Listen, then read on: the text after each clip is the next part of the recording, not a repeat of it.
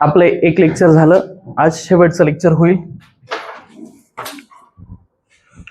चालेल. शेवटचं म्हणजे ह्या चॅप्टरचं.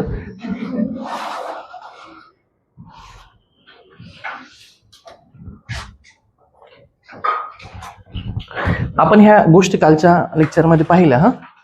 बघितल्या ना आपण.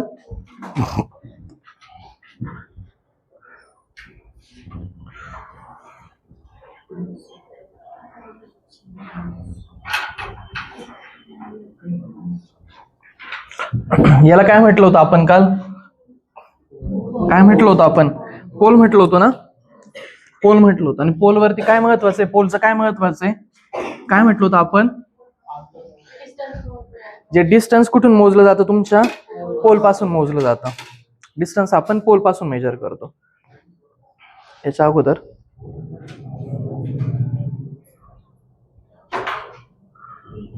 माहित आहे काय? काय रमी व्ही युएक्स जे वेवलेंथ फ्रिक्वेन्सी बऱ्याच वेळा झालं, बरोबर ना? बऱ्याच वेळा झालं ना हे. वेवलेंथ 400-700 नॅनोमीटर, फ्रिक्वेन्सी वगैरे वगैरे आपण पाहिलं. काय हे प्रिझम कोणाचं आहे? न्यूटन्स.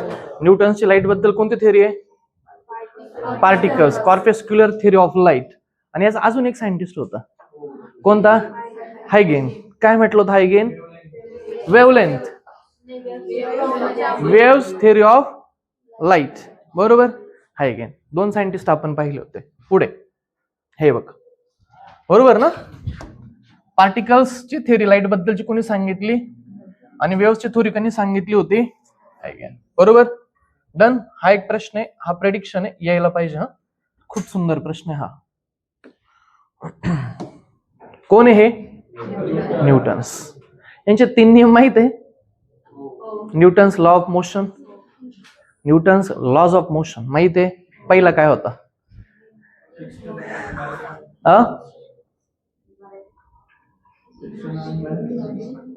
असं नाही चालत ना. क्लॅरिटी मी तुम्हाला काय म्हणतो, तुम्ही कमी करा पण क्लॅरिटी राहू द्या.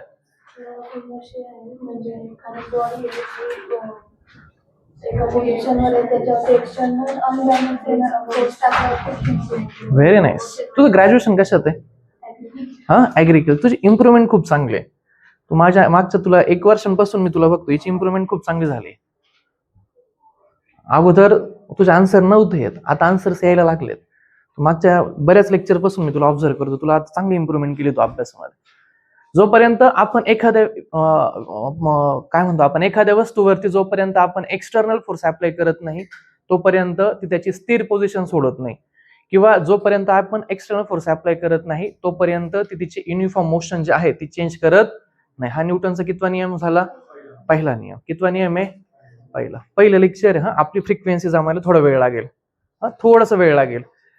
3-4 लेक्चर झालं का मग थोडस फ्लो मध्ये येऊन जातं. फ्रिक्वेन्सी मॅच व्हायला थोडा वेळ लागतो. कारण कसं असतं की बराच सारा कंटेंट पुढे गेलेला असतो, बऱ्याच साऱ्या गोष्टी डेव्हलप केलेल्या असतात. मी 10:30 येत जाऊ का? असंही मी लेटच येतो, पण मग एवढं लेट नका येऊ तुम्ही. दुसरा नियम काय होता? P equals to mv, momentum equals to mass into velocity. संवेग परिवर्तनाचा दर प्रयुक्त बलाशी समानुपाती असतो. जेवढी फोर्स आपण अप्लाय करतो तेवढाच मोमेंटम प्राप्त होतो. तुम्हाला माहिती आहे का इनर्शियाचे सर्व एक्झाम्पल कोणाचे आहेत? Newton's first law. Newton's first law. मग न्यूटन्स फर्स्ट इनर्शिया किती प्रकारचे होते? 3 प्रकारचे होते. काय होतं? पहिला इनर्शिया ऑफ रेसचा होता, मोशनचा होता आणि डायरेक्शनचा होता. मग मोशनचा असेल तर बॉडी काय म्हणते? मोशन मध्येच राहायचं, आम्हाला स्थिर व्हायचं नाही. रेस्ट मध्ये असेल तर बॉडी म्हणते रेस्ट मध्येच राहायचं, आम्हाला मोशन मध्ये यायचं. आणि डायरेक्शन म्हणजे ज्या डायरेक्शनने बॉडी असते त्या डायरेक्शन मध्ये जाण्याचा प्रयत्न करते, डायरेक्शन चेंज करायला ती विरोध करते. जर बॉडी मोशन मध्ये असेल, मोशनचा इनर्शिया म्हणजे काय? बॉडी गतीमध्ये असेल तर ती गतीमध्येच राहण्याचा प्रयत्न करते, मग ती स्थिर होते का लगेच? आणि त्याचं एक्झाम्पल काय, बस चालू असली अचानक ब्रेक मारला की आपण पुढे फेकलं जातो, बरोबर ना. उडी मारली, चालत्या गाडीवरून उडी मारली, आपण पुढे पडतो. फॅन बंद केला, तो म्हणतो नाही मला चालूच राहू द्या, तरी तो चालतच राहतो. हे इनर्शिया ऑफ मोशन होतं. इनर्शिया ऑफ रेस्ट, गाडीत आपण स्थिर बसलोय, गाडी जेव्हा चालू होते तेव्हा आपण मागे फेकला जातो, बरोबर ना. इनर्शिया ऑफ रेस्ट, सतरंजी झटकतो, पार्टिकल तसे स्थिर राहतात. आपण फांदी हलवतो झाडाची आणि ते फळ खाली पडतं, त्याला झटका बसतो ना. फांदी अशी हलवली आणि फळ लगेच असं मोमेंट मध्ये नाही येत ना फांदी सोबत, फांदी इकडं तर फळ इकडं असा, आणि मग तुला झटका बसतो. कारण ते फांदी पुढे गेल्याबरोबर फळांनी पुढे जायला पाहिजे होतं फ्रूटनी, पण ते जातं का फांदी बरोबर, ते पोझिशन मध्येच राहण्याचा प्रयत्न करतो आणि मग ते फळ खाली पडतं. Inertia of rest. डायरेक्शन मध्ये काय पाहिलं होतं आपण ज्याच डायरेक्शनला बॉडी जाते तिकडच प्रयत्न करतो. मग अचानक आपण जोरात चाललोय आणि गाडीने टर्न मारलं, आपण तिकडे फेकला जातो लगेच, आपण लगेच त्या टर्न मध्ये येतो का, नाही येत. चाकूला धार लावली जाते त्यावेळेस ते असे सरळ पडतात का, लगेच चाक असं गोल फिरते म्हणून ते पार्टिकल्स पण असे खाली येतात, नाही येत. चिखल लागलाय चाकाला, हे कशाचे एक्झाम्पल झाले, डायरेक्शनचे. आणि हे जे सगळे एक्झाम्पल आहे हे न्यूटनचे कितव्या नियमाचे आहेत, पहिल्या. दुसरा नियम काय होता, संवेग परिवर्तनाचा दर प्रयुक्त बलाशी, म्हणजे जितका जास्त फोर्स असेल तितका मोमेंटम जास्त प्राप्त होतो. आणि आपण त्याला काय म्हटलं होतं, ज्यावेळेस आपण गोळा फेकला जातो, म्हणजे जितका जास्त तुम्ही गोळ्यावरती फोर्स अप्लाय कराल तितका त्या गोळ्याला मोमेंटम जास्त प्राप्त होईल.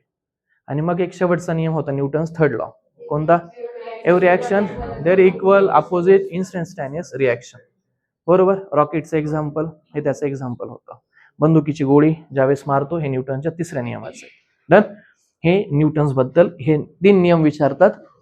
लाईटची पार्टिकलची थेरी कोणी मांडली हे विचारतील, आणि प्रिझमचा लाईट एक्सपेरिमेंट कोणाचा आहे, तो कोणाचा आहे, न्यूटन्स. हे जे 3 प्रश्न आहेत ते न्यूटन्स वरती हे 3 प्रश्न येतात. कोण व्यक्ती आहे, Huygens. Waves theory of light, वेव्हची थेरी कोण, लाईटची वेव्हची थेरी कोणी मांडली, हायगेन्सने मांडली. काय होतं हे काय, स्पीड ऑफ लाईट सगळ्यात जास्त कुठे आहे, व्हॅक्यूम मध्ये, नंतर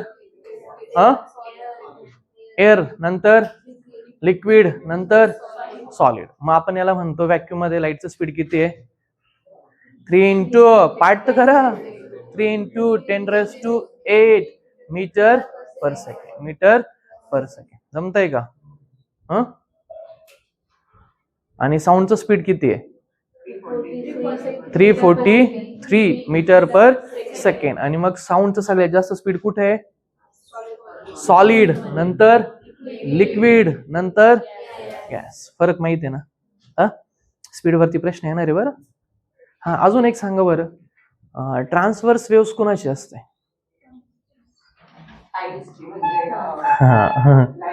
लाईटची. तुम्हाला सगळ्यांना सांगता यायला पाहिजे ना रे आता. हे ट्रान्सव्हर्स वेव्स कोणाची असते, याला मी खूप हळूहळू सांगितलंय, खूप व्यवस्थितरित्या सांगितलंय, मी घाई नाही केली सांगायला.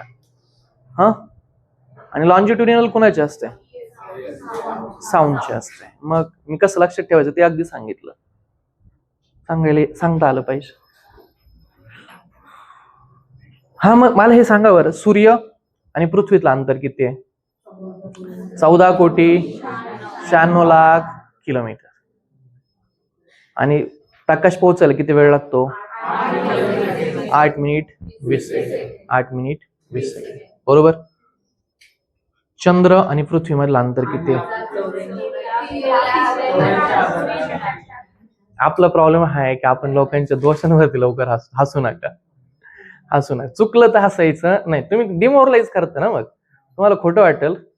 मी ज्यावेळेस टीवायला होतो त्यावेळेस मला काहीच यायचं नाही ना प्रॅक्टिकलला, पण मी तरी डोळ्यात डोळे घालून खोटं बोलायचो. घाबरायचं नाही खोटं बोलायला. आणि जे पण बोलायचं ते काही जरी विचारलं, वेव्स बद्दल काय, वेव्स कळली ना मग त्याच्या पुढे आपण बोलायला सुरुवात करायची. चुकलं बरोबर तो नंतर काहीतरी तर सांगतोय, सांगितलं प्रयत्न केल्याशिवाय होणार कसं आहे. तुम्ही जर जोपर्यंत बोलायला सुरुवात करणार नाही तोपर्यंत बोलता येणार नाही. मी तुम्हाला क्लिअरली सांगतो, उत्तरं सांगण्याचा प्रयत्न केल्याशिवाय मजा येणार नाही. चुकलं घाबरायचं नाही, बरोबर ना. आपल्यापेक्षा बाकीचे जास्त शहाणे आहेत का, असले तरी रोज इथंच बसणारे सगळेजण, काय घाबरायचं, बरोबर ना. इम्प्रेशन क्रिएट करण्याचा तर प्रश्नच येत नाही, त्याच्यामुळे घाबरायचं नाही. आन्सर द्यायचे, बिंदास आन्सर द्यायचे. इतकं पण नाही द्यायचे की मला इरिटेट होईल, एवढं पण खोटं नका बोलू. चंद्र आणि पृथ्वीतलं अंतर किती आहे, 3,84,400, 3,84,400. आणि प्रकाश पोहोचायला किती वेळ लागतो? 1.28 सेकंड. हे बघ, हे वर 3 × 10⁸ मीटर पर सेकंड. हे बघ, इथे हा भारी प्रश्न आहे बघा. लाईट इज अन काय? लाईट इलेक्ट्रोमॅग्नेटिक वेव्स आहे. काय ती? इलेक्ट्रोमॅग्नेटिक वेव्स आहे. दुसरी गोष्ट काय? कोणती वेव्स आहे ती? ट्रान्सवर्स वेव्स आहे. आपण म्हटलो ना रे की प्रकाश हा इलेक्ट्रोमॅग्नेटिक स्पेक्ट्रमचा भाग आहे, बरोबर ना? इलेक्ट्रोमॅग्नेटिक स्पेक्ट्रमचा भाग आहे. इथे एक महत्वाचा मुद्दा आहे बघा. Light can spread without medium. तिन्ही पण शब्द फार महत्वाचे झाले ना. लाईटला स्प्रेड होण्यासाठी मीडियमची आवश्यकता, पण साऊंडला स्प्रेड होण्यासाठी मीडियमची आवश्यकता असते. म्हणजे मी साऊंड आणि लाईट कावर म्हणतो ते कंपॅरेटिव्हली लक्षात राहिलं पाहिजे. त्याला मीडियमची गरज आहे, याला मीडियमची गरज नाही. मीडियमची कावर गरज आहे? त्याला मुवमेंट करण्यासाठी पार्टिकल्स लागतात. मग पार्टिकल नसतील तर साऊंडचा मोमेंट म्हणजे साऊंडचं एका ट्रान्सफॉर्मेशन होणारच नाही, ते साऊंड ट्रान्सफर होणारच नाही ना. आणि म्हणून त्याला पार्टिकल पाहिजे. आणि पार्टिकल सगळ्यात जास्त कुठे येतात? सॉलिड मध्ये. आणि म्हणून तर साऊंडचं स्पीड कशात आहे? सॉलिड मध्ये. याला काय पार्टिकलची गरज? लाईटला पार्टिकलची गरज नाहीये. म्हणजे त्याला मग विशिष्ट मीडियमची गरज. आणि म्हणून तिकडं सॉलिड मध्ये स्पीड जास्त आणि इकडं व्हॅक्यूम मध्ये स्पीड जास्त आहे. तिकडं साऊंड डायरेक्ट व्हॅक्यूम मधून प्रवासच करत नाही, आणि इकडं सगळ्यात जास्त लाईटचं स्पीड कशामध्ये? व्हॅक्यूम. 3 × 10⁸ मीटर पर सेकंड. आणि इकडे म्हटलं तर 343 मीटर पर सेकंड. जमतंय ना हे? हा, मग कशाचा प्रकार आहे? इलेक्ट्रोमॅग्नेटिक वेव्स आहे. कोणती वेव्स आहे? ट्रान्सफर. ट्रान्सफर म्हणजे अशी का हो? ट्रान्सफर म्हणजे अशी का? आणि लॉन्जिट्युडिनल म्हणजे अशी. मग हे कानामध्ये जाऊ शकतं ना, बरोबर? म्हणून याला म्हणायचं साऊंड वेव्स. आणि हे असं डोळ्यामध्ये जाऊ शकतं ना, आणि म्हणून याला म्हणायचं लाईट वेव्स. आता तरी नका विसरू. नाही विसरणार ना? हे कशासाठी आहे? The nature of light. थोडं बरं वाटावं, बरं वाटलं पाहिजे. तुम्हाला माहिती आहे ना व्हिटॅमिन डी? बरोबर ना? कवळे उन्हापासूनच व्हिटॅमिन डी मिळतं. का 12 वाजता?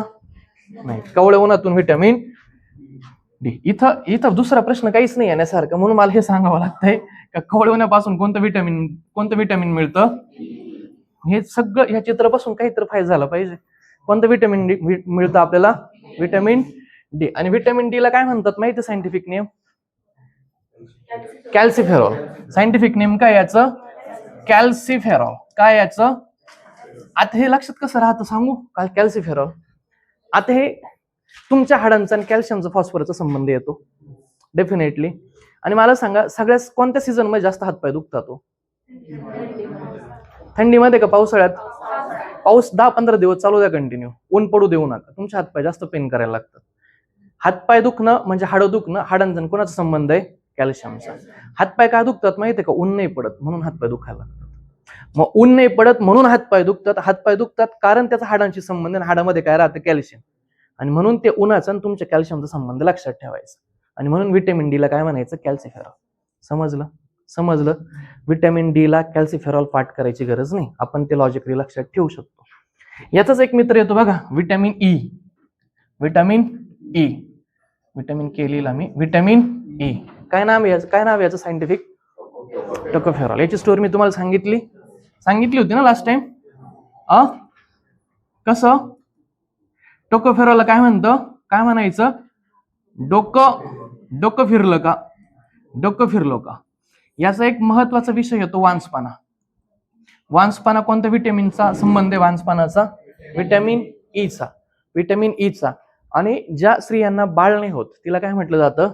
वांस. आणि मग अशा स्त्रियांना अगोदर फार प्रचंड त्रास व्हायचा, आता तेवढा त्रास होत नाही, कारण हे गेली तर दुसरी येण्याची शक्यता कमी आहे. म्हणून हा येतीलच व्यवस्थित. आता ती चांगली गोष्ट आहे, उलट चांगली गोष्ट आहे. मग हा जो वांसपणा आहे, मग त्या स्त्रियांना प्रचंड त्रास दिला जायचा. आणि मग ते म्हातारे म्हणतात, अरे कशाला त्रास देतो? डोकं फिरलं का? ई म्हणजे ई मोस्टली आपण फिमेलला कनेक्ट करतो. ई वेलंटी येते ना, मालती, स्वाती. ई म्हणजे फिमेल. वांसपणा म्हटलं तर मग ते लक्षात ठेवायचं टोकोफेरॉल.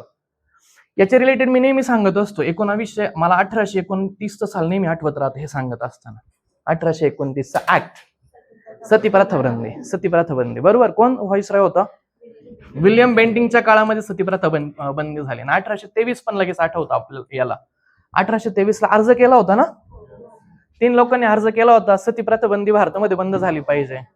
राजा राममोहन राय, जगन्नाथ शंकर शेठ आणि अय्यर मद्रास मधनं अय्यर, 3 लोक.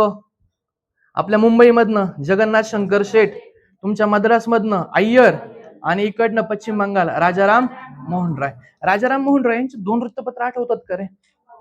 संवाद कौमुदी आणि अकबर उल, मला नीट आठवत नाही, मला 2-3 दिवसापासून आठवत नाही ते. संवाद कौमुदी आणि अजून एक आहे मिरात उल अखबार, असे 2 वृत्तपत्र आहेत. मी कालपासून रिकॉल करतो, मला आठवत नव्हतं ते. 2 वृत्तपत्र आहेत त्यांचे. मिरात, चुकलं असेल तर चेक कर हा, मिरात उल काहीतरी, तरी मला कन्फ्युजन वाटतंय, अखबार. संवाद कौमुदीचा काही विषय नाही, संवाद कौमुदी हे तर बरोबर आहे, पण इथं मला थोडस एकदा चेक करायला पाहिजे. संवाद कौमुदी हा, हे विटॅमिन ई शिकत असताना मग त्याच्या रिलेटेड ह्या इन्फॉर्मेशन आपल्याला माहित असणं अपेक्षित आहे. याच्या अगोदर पण मग मागं जात येत ना इतिहासामध्ये. 1829 शारदा ऍक्ट, एक 1829चा शारदा ऍक्ट झाला होता, ते जाऊ दे, मग ते इतिहास जास्त जाण्याचा अर्थ नाही. याच्या रिलेटेड व्हिटॅमिन डी झाला, व्हिटॅमिन के झाला, ई झाला. मग व्हिटॅमिन के काय म्हणतात? तो व्हिटॅमिन केला फायलोकिनॉन, आपण म्हणतो के नंबरची फायलान. आपण काय म्हणतो नेहमी? के नंबरची फायलान असंच म्हणायचं. हे परीक्षेला असंच लक्षात राहतं, के नंबरची फायलान, के नंबरची फायलान.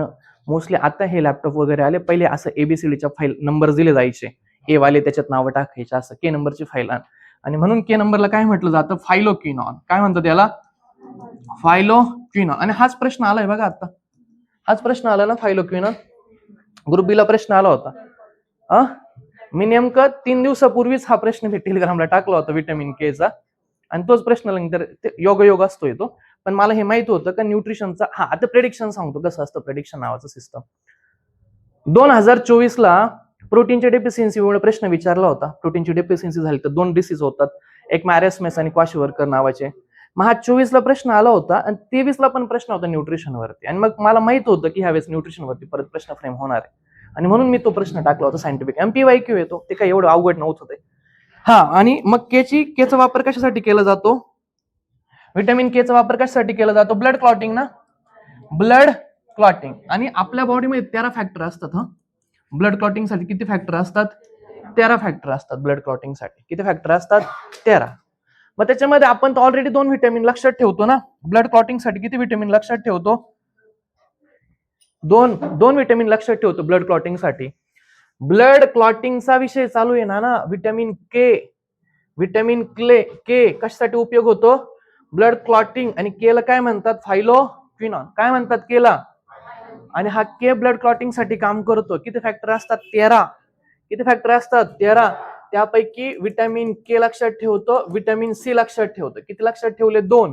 Vitamin K, vitamin C. त्याच्यानंतर अजून कोणाला आठवतं का? प्लेटलेट्स, ज्या आपण सीबीसी करतो, टोटल ब्लड काउंट जो करतो आपण, त्याच्यामध्ये आपण WBC, RBC, प्लेटलेट्स काउंटिंग करतो. तुमच्या बॉडीमध्ये प्लेटलेट्सचं सगळ्यात महत्वाचं काम काय असतं माहितीये? Blood clotting. प्लेटलेट्स तुम्हाला माहितीये का? मलेरिया झाला, डेंग्यू झाला का तुमची त्वचा अशी लालसर पडते, प्लेटलेट्स कमी होतात. मग रक्त घट्टपणा आहे ना रक्ताचा, तो कमी होतो, रक्त पातळ होतं, मग ते त्वचेवर दिसायला लागतं, असं म्हणून त्वचा लाल पडते. Vitamin K, vitamin C. त्याच्यानंतर काय म्हटलं आपण? प्लेटलेट्स. कॅल्शियम सुद्धा ब्लड क्लॉटिंग साठी काम करतं.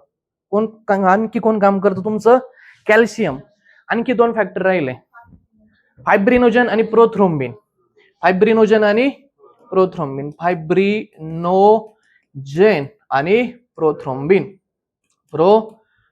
एवढं पाठ असायला पाहिजे. एवढं मी प्रत्येक वेळा पाठ करून घेतो. प्रश्न सोपा विचारला होता, बाकी वरती यायला पाहिजे होता.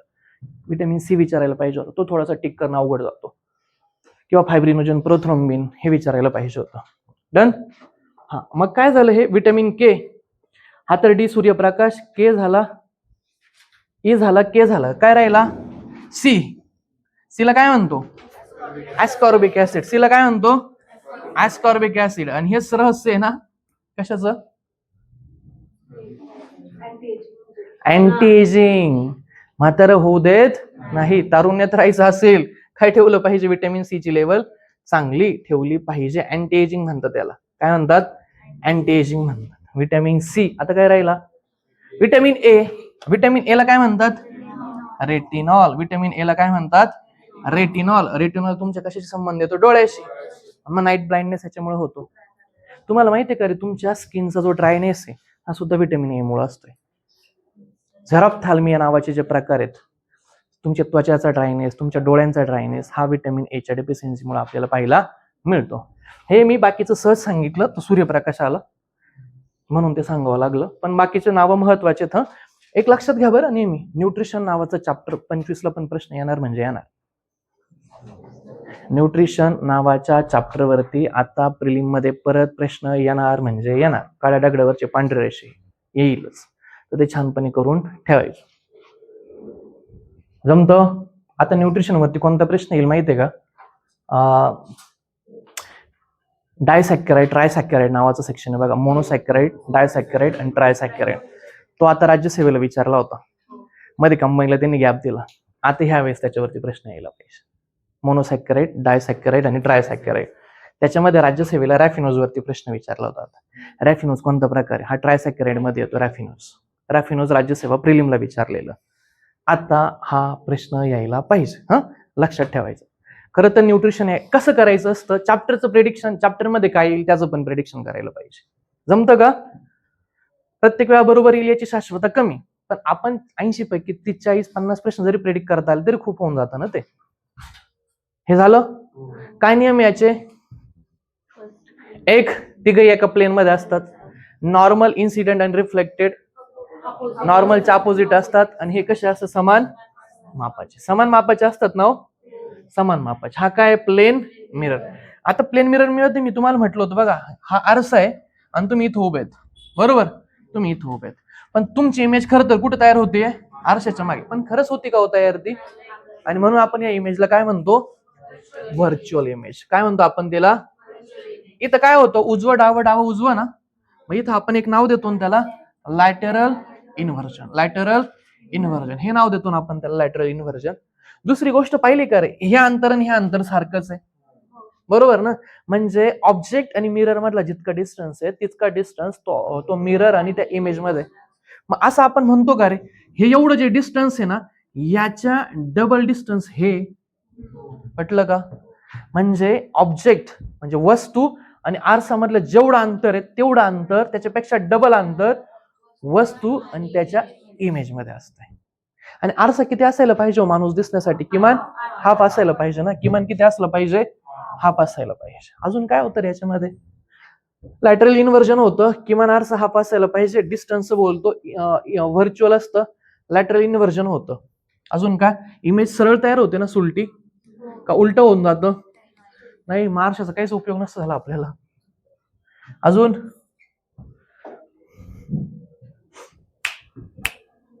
Plain mirror. सायंटिस्टचं नाव काय होतं रे याच्या, Justus von Liebig. Silver glass reflector. Silver glass reflector. झालं का हे आपण काल पाहिलं. हा रिफ्रॅक्शन नावाची कन्सेप्ट आपण कालच पाहिली ना रे, बरोबर ना. रिफ्रॅक्शन मध्ये सगळ्यात महत्वाचं म्हणजे आरपार जायला पाहिजे, डायरेक्शन बदलली पाहिजे. आरपार पण गेलं पाहिजे आणि डायरेक्शन बदलली पाहिजे, बरोबर ना. जर आरपार जात असेल, डायरेक्शन बदलत असेल तरच आपण काय म्हणतो त्याला रिफ्रॅक्शन. काल आपण 3 नियम पाहिले होते बघा रिफ्रॅक्शन होत असताना.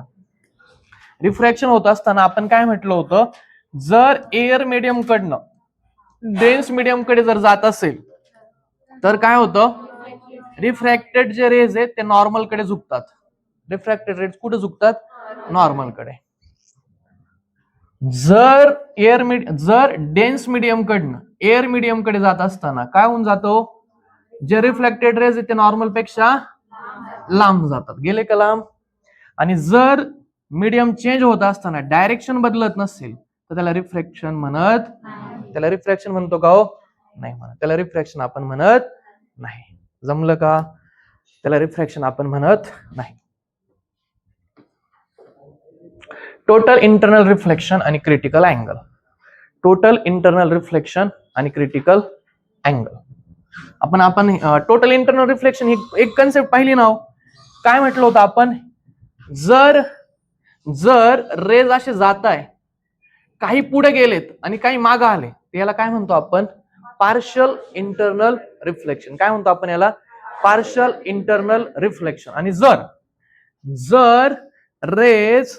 रेज असे इन्सिडेंट रेज असे आदळले आणि आदळल्यानंतर असं पॅरलल खाली गेले, याला काय म्हणतो, total internal reflection. Total internal reflection. आणि त्यावेळेस इथं जो अँगल तयार होतो त्याला म्हटलं जातं क्रिटिकल अँगल.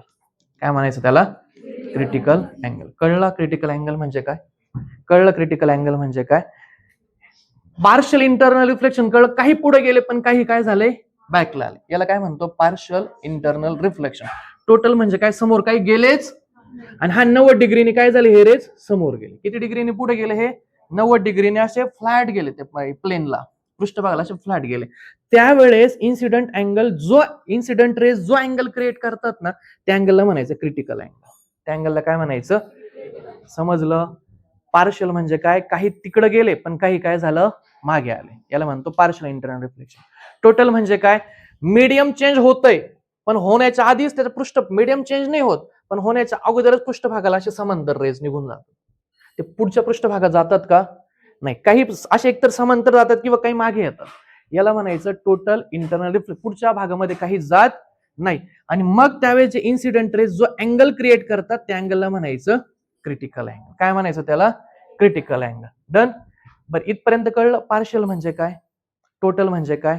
टोटल म्हणजे पुढच्या मीडियम मध्ये काही जातील का, नाही जाणार. हे बघ, the angle at which light is refracted at, किती डिग्रीने रिफ्रॅक्टेड झालेत, 90 डिग्रीने. लक्षात आलं. इन्सिडेंट रेज पडले आणि त्या प्लेनला किती डिग्रीने गेलेत, पुढे 90 डिग्री पुढे गेले का हो काही, मग याला म्हणायचं टोटल इंटरनल रिफ्लेक्शन. आणि मग इथं जो अँगल तयार होतो त्या अँगलला काय म्हटलं जातं, क्रिटिकल अँगल. काय म्हटलं जातं त्याला, क्रिटिकल अँगल. इलेक्ट्रोमॅग्नेटिक स्पेक्ट्रम आपण पाहिलाय, याच्याबद्दल बोलण्याची काही गरज नाही, बऱ्याच वेळा पाहून झालं हल्ला. लाईट इयर, आपण हे आकडे पाहिले. प्रकाश वर्ष नावाची कन्सेप्ट माहिती ना आपल्याला. एक प्रकाश वर्ष म्हणजे किती, एक प्रकाश वर्ष म्हणजे किती, किती, एक प्रकाश वर्ष म्हणजे किती रे, 9.46 इंटू 10⁻12 का 15 आहे, 15 पण असेल, 15 मीटरला असेल, 15 मीटरला असेल आणि 12 किलोमीटरला येतं. अरे एक प्रकाश वर्ष म्हणजे किती, PYQ हा पाठ पाहिजे आता. एक प्रकाश वर्ष म्हणजे 9.46 इंटू 10⁻15 मीटर. याचा अर्थ काय झाला, 1 लाईट इयर ना.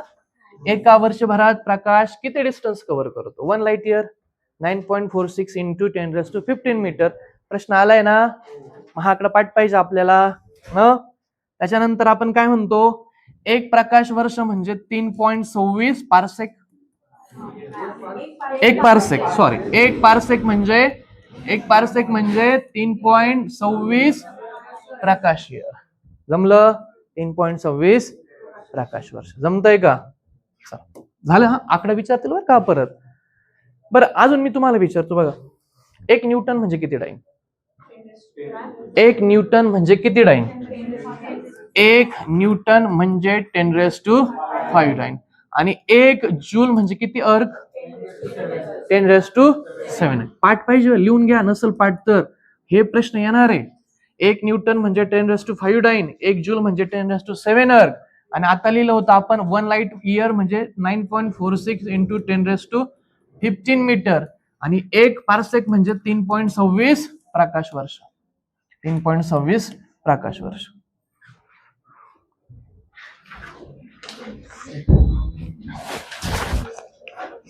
झालं का, हे महत्वाचं आहे. आणि हा तर PYQ आहे. आणि हे पण विचारलंय ऑलरेडी, हे पण विचारलंय.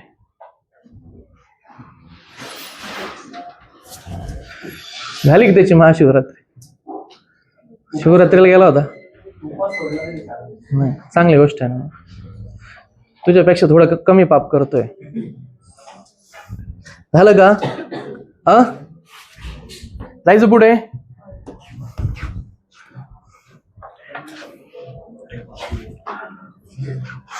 काय हे स्पीड ऑफ लाईट झालंय माहित आहे आपलं. स्पीड ऑफ लाईट आपण ऑलरेडी चांगल्या प्रकारे कम्प्लीट केलं ते. रिफ्लेक्शन ऑफ लाईट माहित आहे. Reflection of light, reflection, refraction, dispersion माहित आहे का? डिस्पर्जन म्हणजे स्प्रेड होतं ना, प्रकाश किरण स्वतःच्या 7 रंगांमध्ये स्प्रेड होतं आणि त्याला इंग्लिश मध्ये काय म्हणतो आपण? Dispersion of light. विप वेवलेंथ कशी वाढते हो? वरतून खाली वेवलेंथ, खालून वर फ्रिक्वेन्सी, खालून वरती अँगल ऑफ डेव्हिएशन वाढतो. अँगल ऑफ डेव्हिएशन खालून वर. याचा असं येणार आहे, ज्याची वेवलेंथ जास्त त्याचा अँगल ऑफ डेव्हिएशन कमी. याचा अर्थ काय माहिती? अँगल ऑफ डेव्हिएशन म्हणजे असं प्रकाश वाकणं. आता रेडची वेवलेंथ कशी आहे म्हणून तो कमी वाकत असेल आणि म्हणून तर आपल्यापर्यंत तो सरळ पोहोचतोय जास्त. म्हणून तर लाईट आपला सनलाईट असं लाल लाल दिसतो ना, बरोबर ना? सूर्य आपण पाहिला तर असं लाल लाल दिसतो ना सकाळी सकाळी. का बरं? कारण त्याची वेवलेंथ जास्त आहे, तोच आपल्यापर्यंत पोहोचू शकतो आणि त्याचं वाकणं अँगल ऑफ डेव्हिएशन पण कमी, म्हणून तो इझिली आपल्यापर्यंत पोहोचतो. समजतंय? हा. आणि मग याच्याच बरोबर हे लगेच सांगा बरं एकदा परत. रमी VUXG कुठं रे वेवलेंथ? खालून वरती वेवलेंथ आणि वरून खाली फ्रिक्वेन्सी. इथं मी लिहिणार वेवलेंथ, इथं मी लिहिणार. हा प्रश्न येणार हा आता, म्हणून मी इतक्या वेळ सांगितलं. तुमचा आता छान पाठ झालाय. डन आहे ना हे? याचे नियम माहिती आहे ना रे तुम्हाला? रिफ्लेक्शन ऑफ, हा नियम झाले याचे. हे पण झालं द लॉज ऑफ रिफ्लेक्शन, हे पण झालं. हे तर तेच आणलंय. रेग्युलर इरेग्युलर कळलं. याच्या रेग्युलर म्हणजे इथं इन्सिडेंट पॅरेलल आहे. इन्सिडेंट कसे आहेत? पॅरेलल. इथं पण इन्सिडेंट कसे आहेत? पण इकडं रिफ्लेक्टेड पण पॅरेलल, पण इथं रिफ्लेक्टेड पॅरेलल कसे पण जातात रिफ्लेक्टेड. हे झालं इरेग्युलर, हे झालं regular. Light types of mirror. आपलं थोडस टाइप्स ऑफ मिरर मध्ये जर म्हटलं तर प्लेन मिरर येतो सुरुवातीला. प्लेन मिरर बद्दल आपल्याला पाहिलं, आता बऱ्याच गोष्टी पाहिल्या. आता मला फक्त सांगा प्लेन मिररचे वापर काय?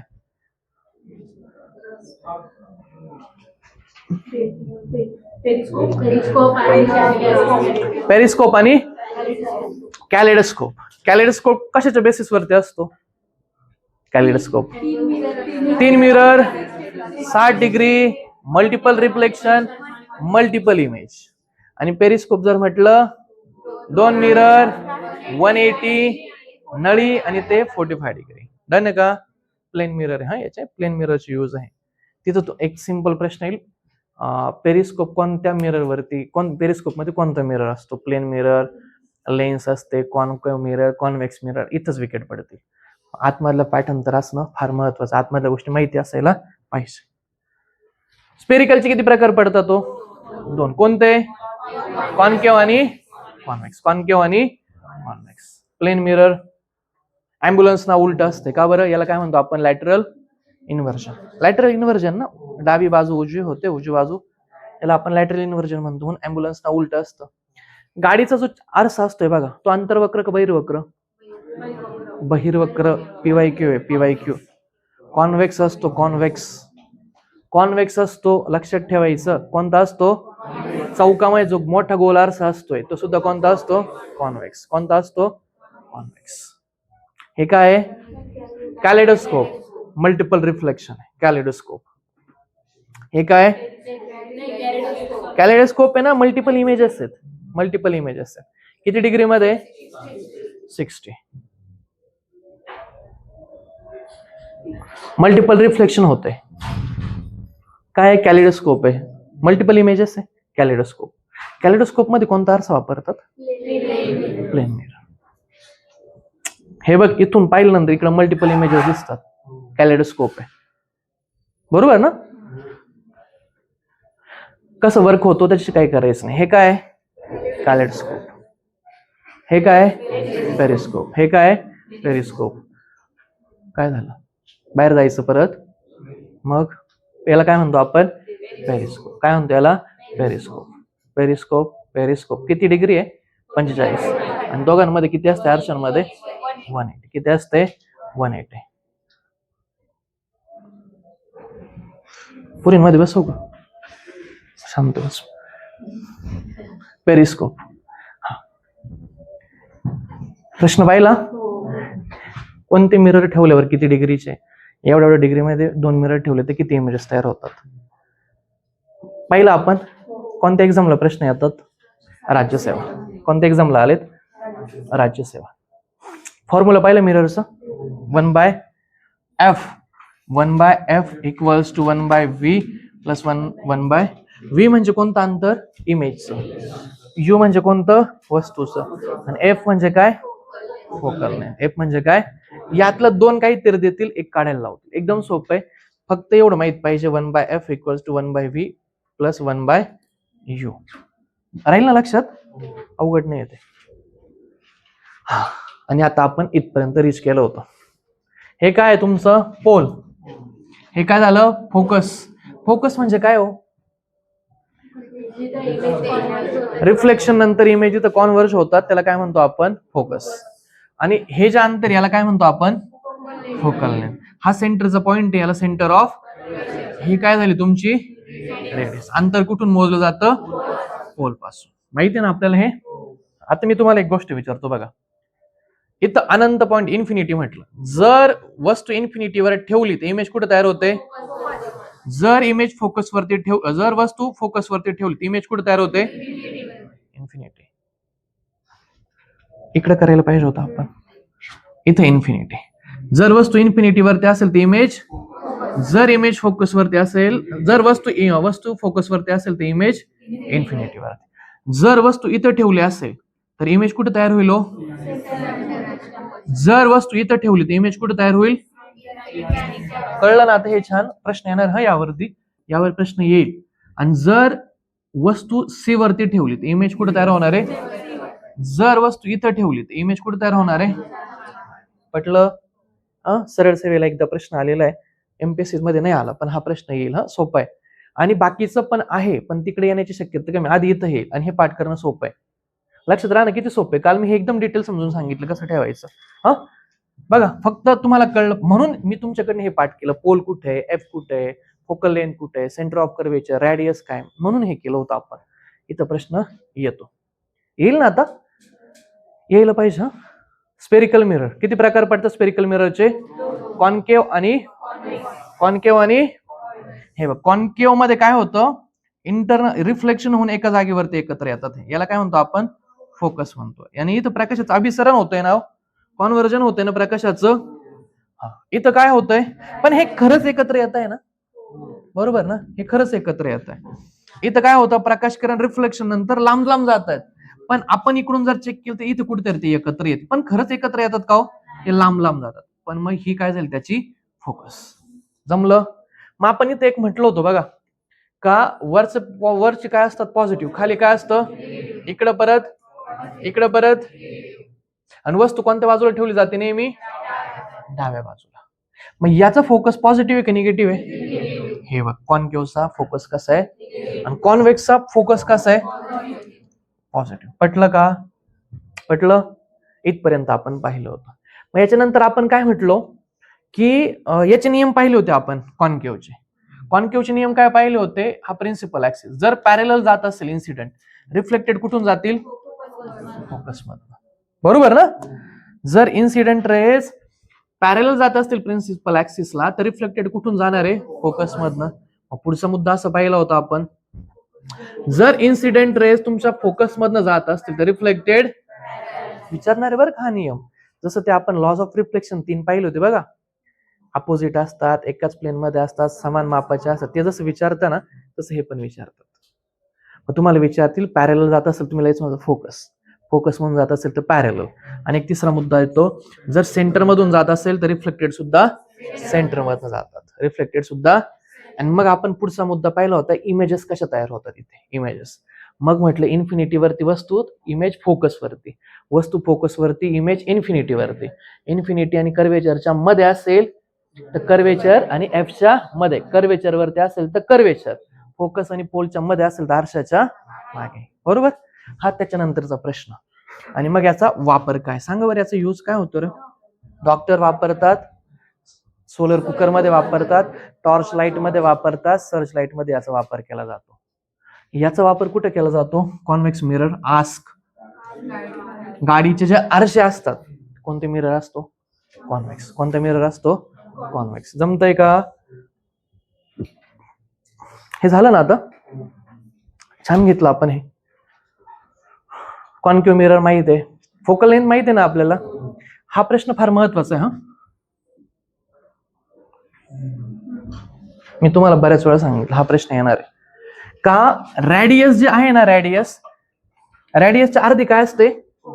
फोकल लेंथ रॅडियसच्या अर्धी. कारण रॅडियस ही पूर्ण असते ना एवढी रॅडियस, आणि इथं जर फोकस म्हटला तर फोकल लेंथ फक्त एवढी असते. म्हणजे फोकल लेंथ रॅडियसचे किती असते? हाफ. किती असते? हाफ. महत्वाचा हा मुद्दा येतील. म्हणजे या सेंटर हे सगळे जे आहे ना डायग्राम जे आपण पाहिली सी पी वगैरे वगैरे, त्यात दोन प्रश्न फ्रेम होतात. पी पासून अंतर मोजलं जातं, वस्तू नेहमी डाव्या बाजूला ठेवली जाते, आणि हा एक मुद्दा फोकल लेंथ रेडियसच्या हाफ असते. 3 प्रश्न. चौथा फार अवघड आहे मग, पण आता तो पाठ केला आपण. Infinity focus, focus infinity, that's it. जमलं? हे 3 प्रश्न येतात. मग प्रश्न जसे येतात ना तसं आपल्याला कंटेंट माहित पाहिजे. डन का? पुढे कॉन्केव्ह मिरर. हा कॉन्केव्ह आहे, माहित आहे आपल्याला हे कॉन्केव्ह. हा काय हो? हा झाला कॉन्केव्ह, आणि हा झाला हा काय? हा कॉन्व्हेक्स आहे ना. उलटी इमेज उलटी आहे, फक्त इमेज उलटी आहे. ही अरे हा आतमधली बाजू आहे ना रिफ्लेक्शनसाठी. मग हे एकत्र येत आहे ना, खरंच एकत्र येत आहे ना हे, आणि ते उलटी काढली त्यांनी ऍक्च्युअली इमेज फक्त उलटी, बाकी काही विषय नाही त्याचा. हा use of concave mirror. Me mostly याच्यावरती ट्राय आता जास्त करतोय. याच्यानंतर मी सगळे लेक्चर ह्याच फॉर्मॅटमध्ये आणण्याचा प्रयत्न आहे माझा, कारण इमेजच्या मार्फत मध्ये थोडस चांगली क्लॅरिटी येते. दाढीचे आरसे, शेविंग मिरर आणि मेकअप मिरर. कोणते मिरर वापरले जातात? याला नाही पुस्तकात इतका भर, याला आहे. वस्तू जवळ दिसते, वस्तू जवळ दिसते. लक्षात ठेवायचं. Shaving mirror, makeup mirror. कोणते मिरर वापरले जातात? कॉन्केव्ह. डेंटिस्ट कोणते वापरतात? टॉर्च लाईट, सर्च लाईट काय वापरतात? कॉन्केव्ह. आणि सोलर मध्ये कोणते मिरर वापरले जातात? कॉन्केव्ह. राहील लक्षात? राहील लक्षात कॉन्केव्हचे. आणि कॉन्व्हेक्सचा एकच विषय लक्षात ठेवायचा. गाडीचे आरसे कोणते असतात? कोणते असतात गाडीला आरसे? कॉन्व्हेक्स. कोणते असतात? कॉन्व्हेक्स. राहील लक्षात? हे आहे बरं का, तुम्ही जे बुक वापरत त्याच्यामध्ये आहे हे आहे, हे आहे, हे आहे, हे आहे. मेकअपचं नाहीये, पण ते पण आपल्याला माहिती असणं अपेक्षित आहे. जायचं पुढे. यूज झाल्यानंतर आपण काय बघितलं? हे पाहायचं राहिलंय अजून, हे पाहायचं राहिलंय.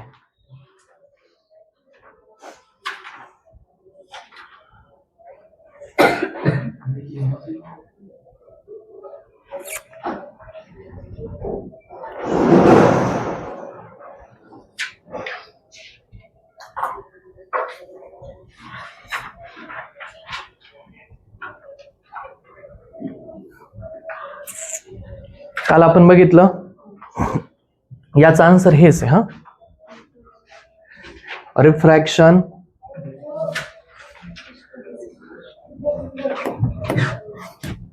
याचा आन्सर हेच आहे. इथं काय झालं? रिफ्रॅक्शन. इथं काय झालं? डिस्पर्शन. काय झालं? इथं परत काय झालं? Internal reflection. टोटल हा शब्द चुकीचा आहे.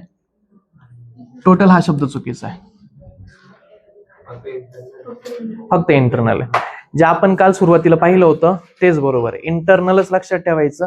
मृगजळ जे आहे ना, मृगजळ, त्याला इंग्लिशमध्ये मिराज म्हणता ना, त्या मृगजळामध्ये टोटल इंटरनल रिफ्लेक्शन आहे. Total internal. काही ठिकाणी पुस्तकांमध्ये चुकीचं लिहिलेलं आहे. इथं काय पाहिजे? Internal reflection. याचा मी पीवायक्यू दाखवतो थोड्या वेळात. काय इथे? Internal reflection. काय इथे? पीवायक्यू दाखवल मी तुम्हाला. Internal reflection. इथं परत काय झालं? रिफ्रॅक्शन. इथं परत काय झालं? रिफ्रॅक्शन झालं. इथं काय झालं? आता फायनली काय लक्षात ठेवायचं? याच्यात 2 वेळा रिफ्रॅक्शन आहे. 2 वेळा काय झालंय? रिफ्रॅक्शन. 1 वेळा काय झालंय? डिस्पर्जन झालं. आणि इथे 1 वेळा काय झालंय? परत इंटरनल रिफ्लेक्शन. मग मी काल सुरुवातीला जे सांगितलं तेच बरोबर. इथं टोटल शब्द आला तर चूक, आणि नुसता रिफ्लेक्शन शब्द आला तरी चूक. मी इथं काय आपल्याला शब्द पाहिजे? Internal reflection. रिफ्लेक्शन. डन का? इंटरनल हा शब्द नीट लक्षात ठेवा, त्याचा आपण PYQ बघू. आणि हा प्रश्न येणार आहे, हा प्रश्न परत रिपीट होणार, फक्त प्रश्न याच्यामुळे चुकतो, तर तो आपण नीट बारकाईने लक्षात ठेवायचा. बरोबर ना? आरपार गेलं, डायरेक्शन बदलली, म्हणजे काय झालं? लाईट स्वतःच्या आतमधल्या कलर मध्ये डिवाइड झाला, याला काय म्हणायचं? डिस्पर्जन.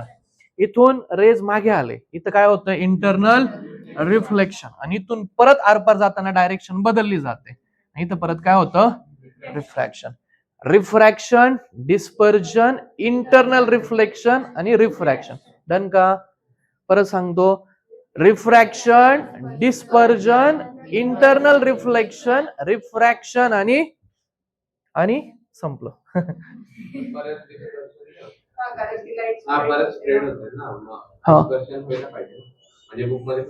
कशात? इथं परत डिस्पर्जन व्हायला पाहिजे.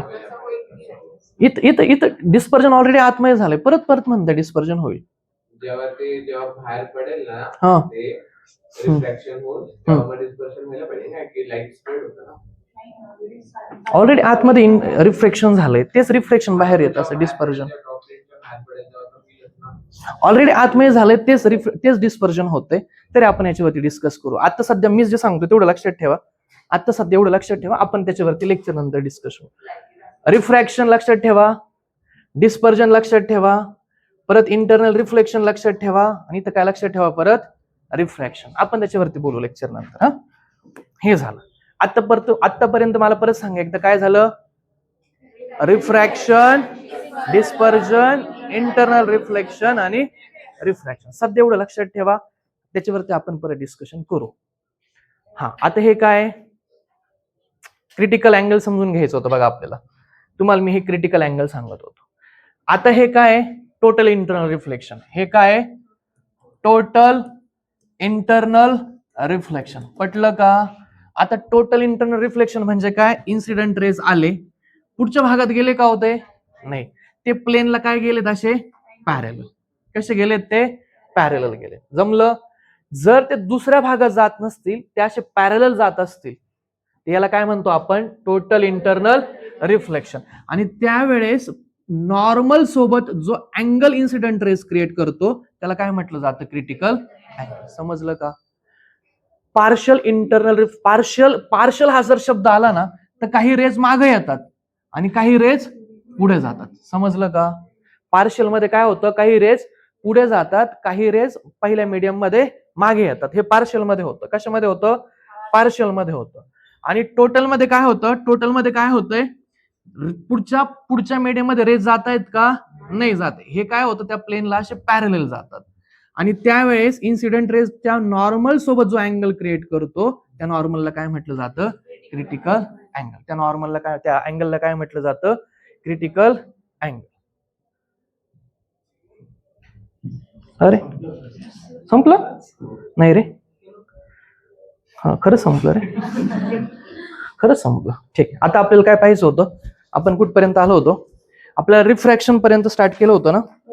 आता आपलं काय काय राहिलं?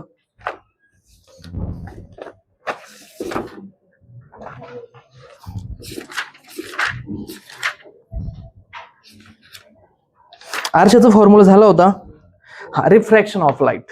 रिफ्रॅक्शन ऑफ लाईट हा मुद्दा आपला चालू आहे आता. Refraction of light. Refraction of light already आपण ही टर्म्स पाहिली. याच्यामध्ये एक दोन गोष्टी येतात त्या आपल्याला माहित असायला पाहिजे. Refraction of light. सांगा बरं, रिफ्रॅक्शन ऑफ लाईट काय? रिफ्रॅक्शन ऑफ लाईट काय सांगा बरं? काय होतं? आरपार जाणारच आहे, सोबत काय होणार आहे? आरपार पर्यंत जाणार आहे, सोबत काय होणार आहे? डायरेक्शन बदलणार. याला आपण काय म्हणतो? Refraction of light. याला काय म्हणतो आपण? Refraction of light. दुसरी गोष्ट म्हणजे काय? मीडियम जर बदललं आणि जर डायरेक्शन बदलली नाही, तर त्याला आपण रिफ्रॅक्शन म्हणणार का? नाही, त्याला आपण रिफ्रॅक्शन म्हणत नाही. त्याला आपण रिफ्रॅक्शन म्हणत नाही. हा जो मुद्दा आहे तो आपल्याला माहिती असायला पाहिजे. त्याच्यानंतर याच्यामध्ये जर म्हटलं तर हा जो रिफ्रॅक्शन आहे, या रिफ्रॅक्शन मध्ये एक महत्वाचा मुद्दा आहे. इन्सिडेंटचा अँगल ज्याला आपण साइन आय म्हणतो. इन्सिडेंटचा अँगल ज्याला आपण काय म्हणतो? Sine I. आणि रिफ्रॅक्टेड रेज जे आहे त्याचा जो अँगल त्याला आपण काय म्हणतो? साइन आर म्हणतो. साइन आय आणि साइन आर हे जे अँगल आहे याचा जो रेशो आहे तो नेहमी कॉन्स्टंट असतो. याचा जो रेशो तो नेहमी काय असतो? कॉन्स्टंट असतो. हा लक्षात ठेवायचा. आणि याला कोणता नियम म्हटलं जातं? स्नेल्स लॉ म्हटलं जातं. याला काय म्हणतात? स्नेलचा नियम म्हटलं जातं. काय म्हणतात याला? स्नेलचा नियम म्हटलं जातं. एवढंच लक्षात ठेवायचं. मुद्दा काय येणार आहे? साइन आय आणि साइन आर याचा जो रेशो आहे म्हणजे इन्सिडेंट अँगल आणि रिफ्लेक्टेड जो अँगल असणार आहे तो कसा असणार आहे? याचा नेहमी कॉन्स्टंट असणार आहे. तो नेहमी कसा असणार आहे? स्थिर असणार आहे. हा नेहमी स्थिर असणार आहे आणि याला काय म्हटलं जातं? स्नेलचा नियम म्हणतात. मग तुम्हाला विचारतील स्नेलचा नियम काय तर तुम्हाला सांगता आलं पाहिजे sine I upon sine R हा नेहमी कसा असणार आहे? Sine I upon sine R नेहमी कसा असणार आहे? कॉन्स्टंट असणार. हा नेहमी कसा असणार आहे? कॉन्स्टंट असणार आहे. कसं असायला पाहिजे? कॉन्स्टंट असायला पाहिजे. राहील लक्षात?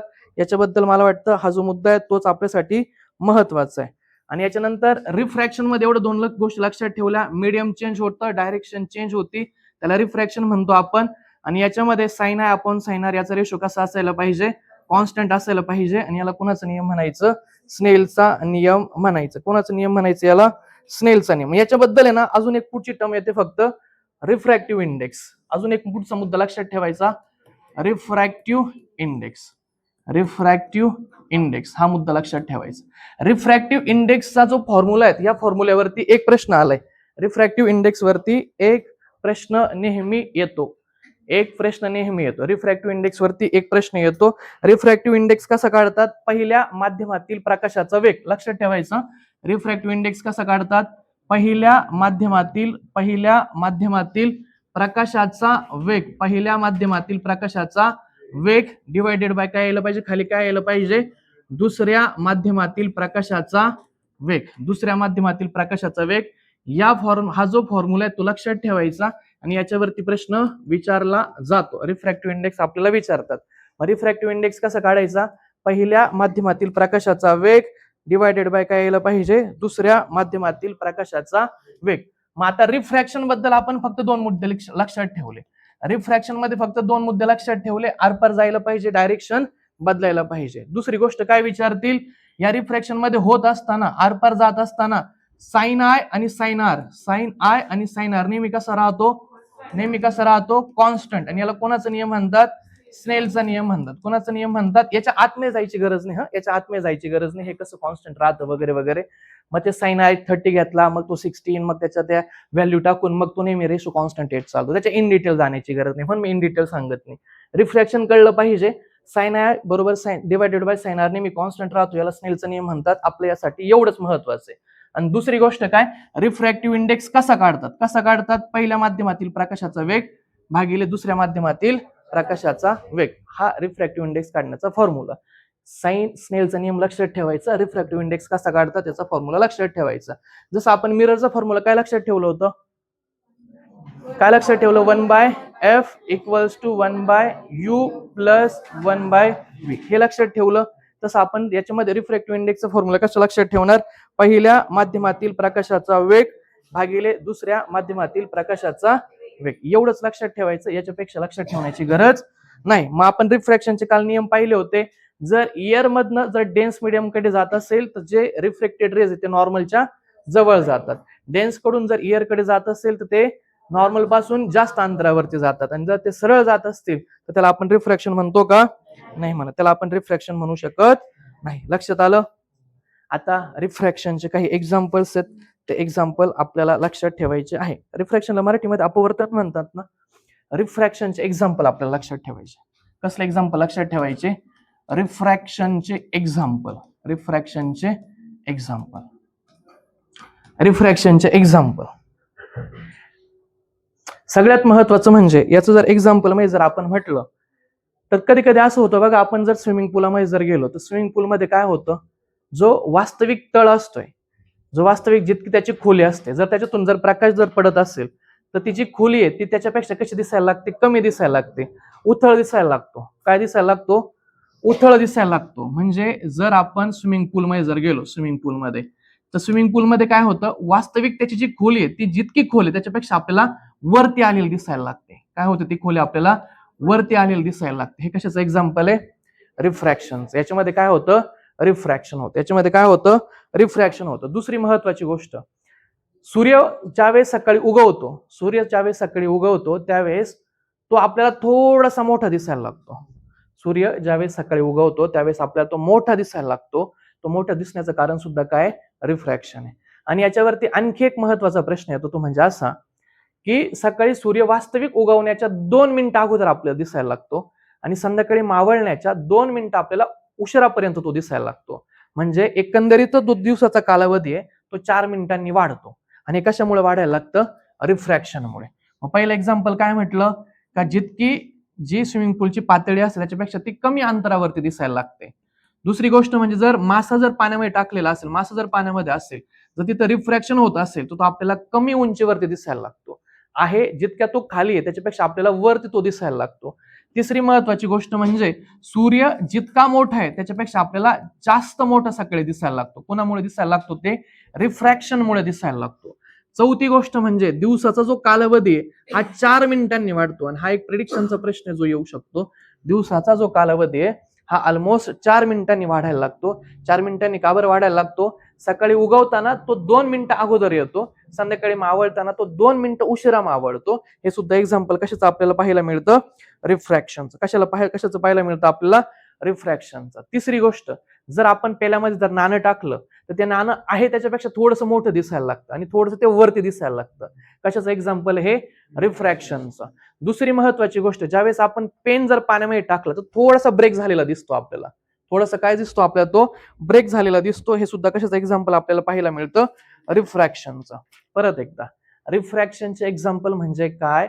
जी खोली असते, जी डेप्थ असते, ती डेप्थ जितकी खोल आहे त्याच्यापेक्षा थोडंसं वर आलेलं आपल्याला पाहायला मिळतं. हे कशाचं एक्झाम्पल आहे?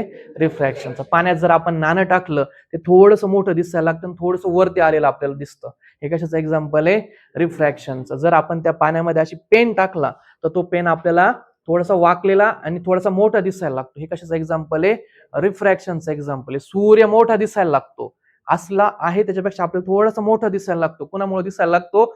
रिफ्रॅक्शनचं. दिवसाचा कालावधी रिफ्रॅक्शनमुळे किती मिनिटांनी वाढतो? 4 मिनिटांनी. सकाळी 2 मिनिटं आपल्याला लवकर आलेला पाहायला मिळतो, उशिरा संध्याकाळी 2 मिनिटं तो उशिरा मावळतो. एकंदरीत दिवसाचा जो कालावधी आहे तो किती मिनिटांनी वाढलेला आपल्याला पाहायला मिळतो? 4 मिनिटांनी. किती मिनिटांनी पाहायला मिळतो? 4 मिनिटांनी. हे जे रिफ्रॅक्शनचे एक्झाम्पल आहे ते आपल्याला माहित असणं अपेक्षित आहे. चला, पहिलं एक्झाम्पल काय सांगितलं आपण? समुद्राचं जी स्विमिंग पूलची खोली असेल ती, जे नाणं आहे ते मोठं दिसायला लागतं. जर अशी पेन्सिल टाकली तर थोडीशी वक्री झालेली आपल्याला पाहायला मिळते, थोडीशी अशी वाकलेली आपल्याला पाहायला मिळते. परत काय म्हटलं? सूर्य आहे त्याच्यापेक्षा मोठा जाणवायला लागतो. सकाळी 2 मिनिटं लवकर येतो, संध्याकाळी 2 मिनिटं उशिरा जातो. आणि दिवसाचा कालावधी किती मिनिटांनी वाढतो? रिफ्रॅक्शनमुळे 4 मिनिटांनी आपल्याला वाढलेला पाहायला मिळतो. अजून काय म्हटलं आपण याच्यामध्ये? अजून काय म्हटलं? डन इथपर्यंत. मग याच्यामध्ये प्रश्न कोणता येणार आहे?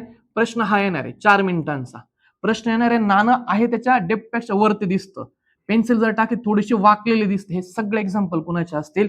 रिफ्रॅक्शनचे. सगळे एक्झाम्पल कुणाचे असतील? रिफ्रॅक्शनचे. मग आता जर रिफ्रॅक्शनचा जर आपण विचार केला तर टोटल रिफ्रॅक्शन मध्ये आपण 3-4 गोष्टी लक्षात ठेवल्या. जर मीडियम जर चेंज होत असेल आणि डायरेक्शन बदलत असेल त्याला आपण म्हणतो रिफ्रॅक्शन. दुसरी गोष्ट म्हणजे रिफ्रॅक्शन होत असताना साइन आय इन्सिडेंटचा अँगल आणि रिफ्रॅक्टेड रेचा angle, sine I upon sine R नेहमी काय असतो? कॉन्स्टंट. याला कोणता नियम म्हणतात? स्नेलचा नियम म्हणतात. रिफ्रॅक्टिव्ह इंडेक्स कसा काढतात? पहिल्या माध्यमातील प्रकाशाचा वेग भागिले दुसऱ्या माध्यमातील प्रकाशाचा वेग, अशा प्रकारे काय काढला जातो? रिफ्रॅक्टिव्ह इंडेक्स काढला जातो. आणि तिसरी महत्वाची गोष्ट, रिफ्रॅक्शनचे एक्झाम्पल काय? असलेली डेप्थ, असलेलं जे तळ आहे ते वरती दिसायला लागतं, नाणं मोठं दिसायला लागतं, वरती आलेलं दिसायला लागतं. जो आपण पेन टाकलं तो थोडासा वाकलेला आपल्याला पाहायला मिळतो. सूर्य आहे त्याच्यापेक्षा मोठा आपल्याला जाणवतो. सकाळी 2 मिनिटाचा कालावधी लवकर येतो, संध्याकाळी तो उशिरा मावळतो.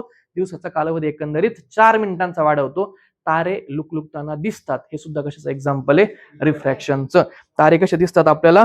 लुकलुकताना दिसतात. हे कशाचं एक्झाम्पल आपल्याला पाहायला मिळतं? रिफ्रॅक्शनचं. डन का? रिफ्रॅक्शन आपलं झालं. रिफ्रॅक्शन वरती एवढ्या ज्या गोष्टी आहेत त्या आपल्याला यायला पाहिजे.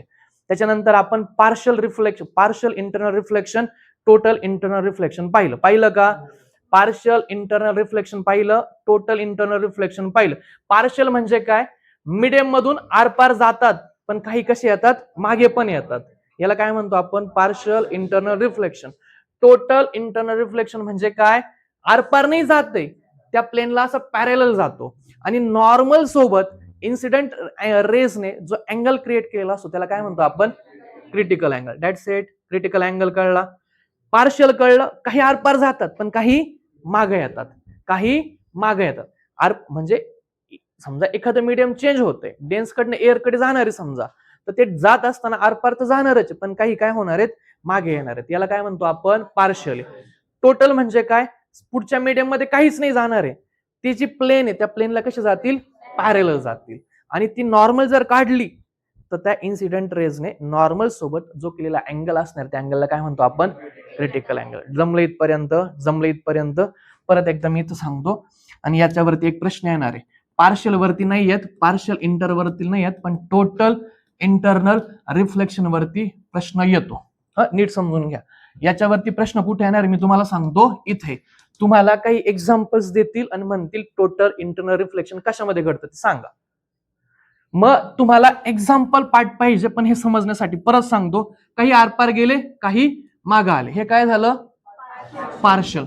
आता इथं काय होतंय, इथं काय होतं, असा किरण जे आहेत इन्सिडेंट ते असे जाणारे आणि असे पॅरेलल जाणारे. डन का. पुढच्या मीडियम मध्ये काय गेलं का, मी इथं जर नॉर्मल टाकली आणि मी इथं हा अँगल मोजला तर हा अँगल कोणता झाला. डन का. फरक कळला. समजलं का. हे नाही कळलं, हे बघ, नाही कळलं. काय झालं, ही प्लेन आहे, हा पृष्ठभाग आहे, इथं एक मीडियम आहे, डेन्स मीडियम. इथं कोणतं मीडियम आहे, एअर. इथपर्यंत कळलं.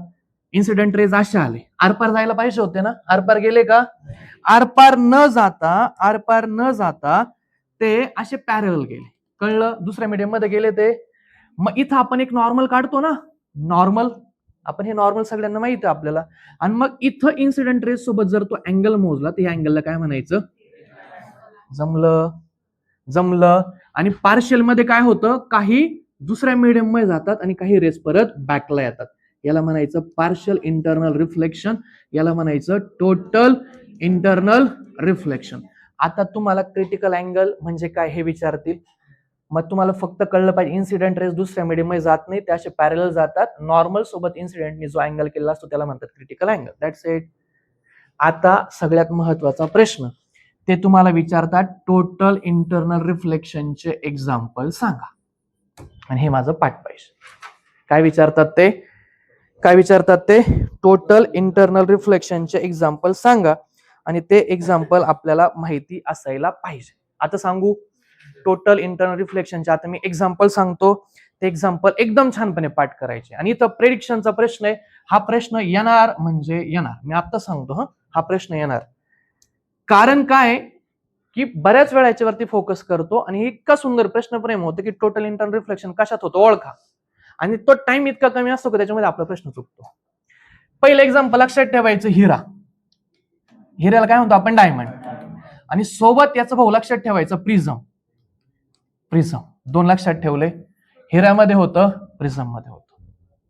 कुठे होतं, हिऱ्यामध्ये होतं, प्रिझम मध्ये होतं. तिसरं एक्झाम्पल आहे ना, ऑप्टिकल फायबर लक्षात ठेवायचं. तिसरं एक्झाम्पल कोणतं लक्षात ठेवायचं, आपल्याला ते वाटत नाही, ऑप्टिकल फायबर. आणि मी तुम्हाला एक लॉजिक सांगू का, सायन्स मध्ये जर असे अवघड शब्द जर त्यांनी जर दिले असतील ना प्रश्नामध्ये, ते बरोबर घ्यायचे असतात.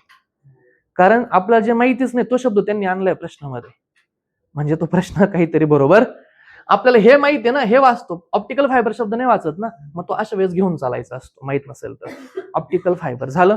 तिसरं एक्झाम्पल लक्षात ठेवायचं, मृगजळ. कोणतं लक्षात ठेवलं आपण, मृगजळ. तिसरं एक्झाम्पल कोणतं, मृगजळ म्हणजे काय, मिराज. ते आपल्याला माहिती आहे ना, उन्हाळ्यामध्ये जर रस्ता तापलेला असेल तर त्यावेळेस असं त्या असं असं वरती खाली झालेलं दिसतं. तर ते पावसाळ्यामध्ये तिथं किंवा रस्त्यावरती आपण ते रस्ता तापला असतं, पाणी पाणी दिसायला लागतं रस्त्यावरती. तुम्हाला मी इमेज आणली तर दाखवतो.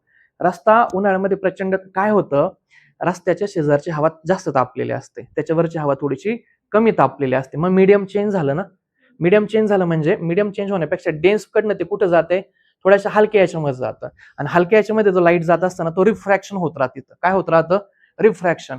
रिफ्रॅक्शन होण्यापेक्षा टोटल इंटरनल रिफ्लेक्शन होतं, ते असं येतात पॅरलल निघून जातात. आणि म्हणून आपल्या रस्त्यावरती पाणी असलेलं जाणवतं. मग 4 एक्झाम्पल पाठ केले टोटलचे, हिरा, प्रिझम, ऑप्टिकल फायबर आणि मृगजळ. हिरा पाठ केला, प्रिझम पाठ केला, ऑप्टिकल फायबर पाठ केला, मृगजळ पाठ केला, आणि एक तिसरं चौथं एक्झाम्पल म्हणजे पाण्याखाली जो मासा असतो ना, मासा, तो मासा असा चमकायला लागतो. मासा काय व्हायला लागतो? चमकायला लागतो, आरशासारखा चमकायला लागतो. हे 5-6 एक्झाम्पल एवढे पाठ करून ठेवायचे. हा प्रश्न येणार म्हणजे येणार. कसं लक्षात ठेवायचं टोटलचं? हिऱ्यासोबत प्रिझम लक्षात ठेवायचं. हिऱ्यासोबत प्रिझम. प्रिझमचा पी लक्षात ठेवला का ऑप्टिकलचा पी लक्षात राहतोय.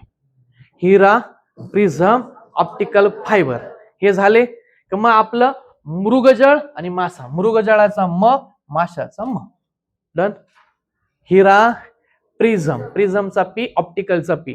हिरा, प्रिझम, ऑप्टिकल फायबर, मृगजळचा म, आणि माशा आरसा चमकायला लागतो, माशाचा म. डन इथपर्यंत. आता मी परत एकदा सांगतो काय काय लक्षात ठेवलं. आपण बघतोय रिफ्रॅक्शन. रिफ्रॅक्शन मध्ये आरपार जातं, डायरेक्शन बदलते. नंतर आपण हा मुद्दा लक्षात ठेवला, एअर कडनं जर डेन्स कडे जात असेल तर रिफ्रॅक्शन होताना ते नॉर्मल कडे येतं. डेन्स कडनं एअर कडे जाताना ते नॉर्मल पेक्षा लांब जातं. आणि जर डायरेक्शन बदलली नाही तर त्याला आपण रिफ्रॅक्शन म्हणत नाही. हे पाहिलं. त्याच्यानंतर आपण पाहिलं sine I upon sine R कसा राहतोय? कॉन्स्टंट. याला आपण काय म्हटलं? सेलचा नियम. नंतर पाहिलं रिफ्रॅक्टिव्ह इंडेक्स कसा काढतात? पहिल्या माध्यमातील प्रकाशाचा वेग, दुसऱ्या माध्यमातील प्रकाशाचा वेग. इथपर्यंत आपण पाहिलं. त्याच्यानंतर आपण काय पाहिलं? पार्शियल इंटरनल रिफ्लेक्शन, टोटल पाहिलं. त्याच्यानंतर टोटल मध्ये काय होत असतोय? नॉर्मल जर काढलं ते पॅरल जात असतात. नॉर्मल जर काढलं तिथं क्रिटिकल अँगल तयार होतो. काय अँगल तयार होतो? क्रिटिकल अँगल तयार होतो. नंतर आता आपण बघतो टोटल इंटरनल रिफ्लेक्शनचे एक्झाम्पल कोणते आहेत. मग आपण म्हटलं हिरा त्याचा एक्झाम्पल आहे, प्रिझम त्याचा एक्झाम्पल आहे, ऑप्टिकल फायबर त्याचा एक्झाम्पल आहे, मृगजळ हे त्याचं एक्झाम्पल आहे, आणि मासा हे त्याचं एक्झाम्पल आहे. डन. आता ह्या मुद्द्यासोबत एक मुद्दा नेहमी लक्षात ठेवायचा, हे टोटल इंटरनल रिफ्लेक्शनचे एक्झाम्पल आहे, आणि रेनबो जो आहे तो फक्त इंटरनल रिफ्लेक्शनचं एक्झाम्पल आहे. दोघांमध्ये फरक कळला. आपण त्याचे एक्झाम्पल पाहूनच घेणार आहे. डन का इथपर्यंत? आता मी याचे हे पाहिल्यानंतर तुम्हाला लक्षात राहण्यासाठी मी हे तुम्हाला दाखवतो. कशाचं एक्झाम्पल आहे? Total internal reflection. मासे चमकताय बघा, मासे चमकताय.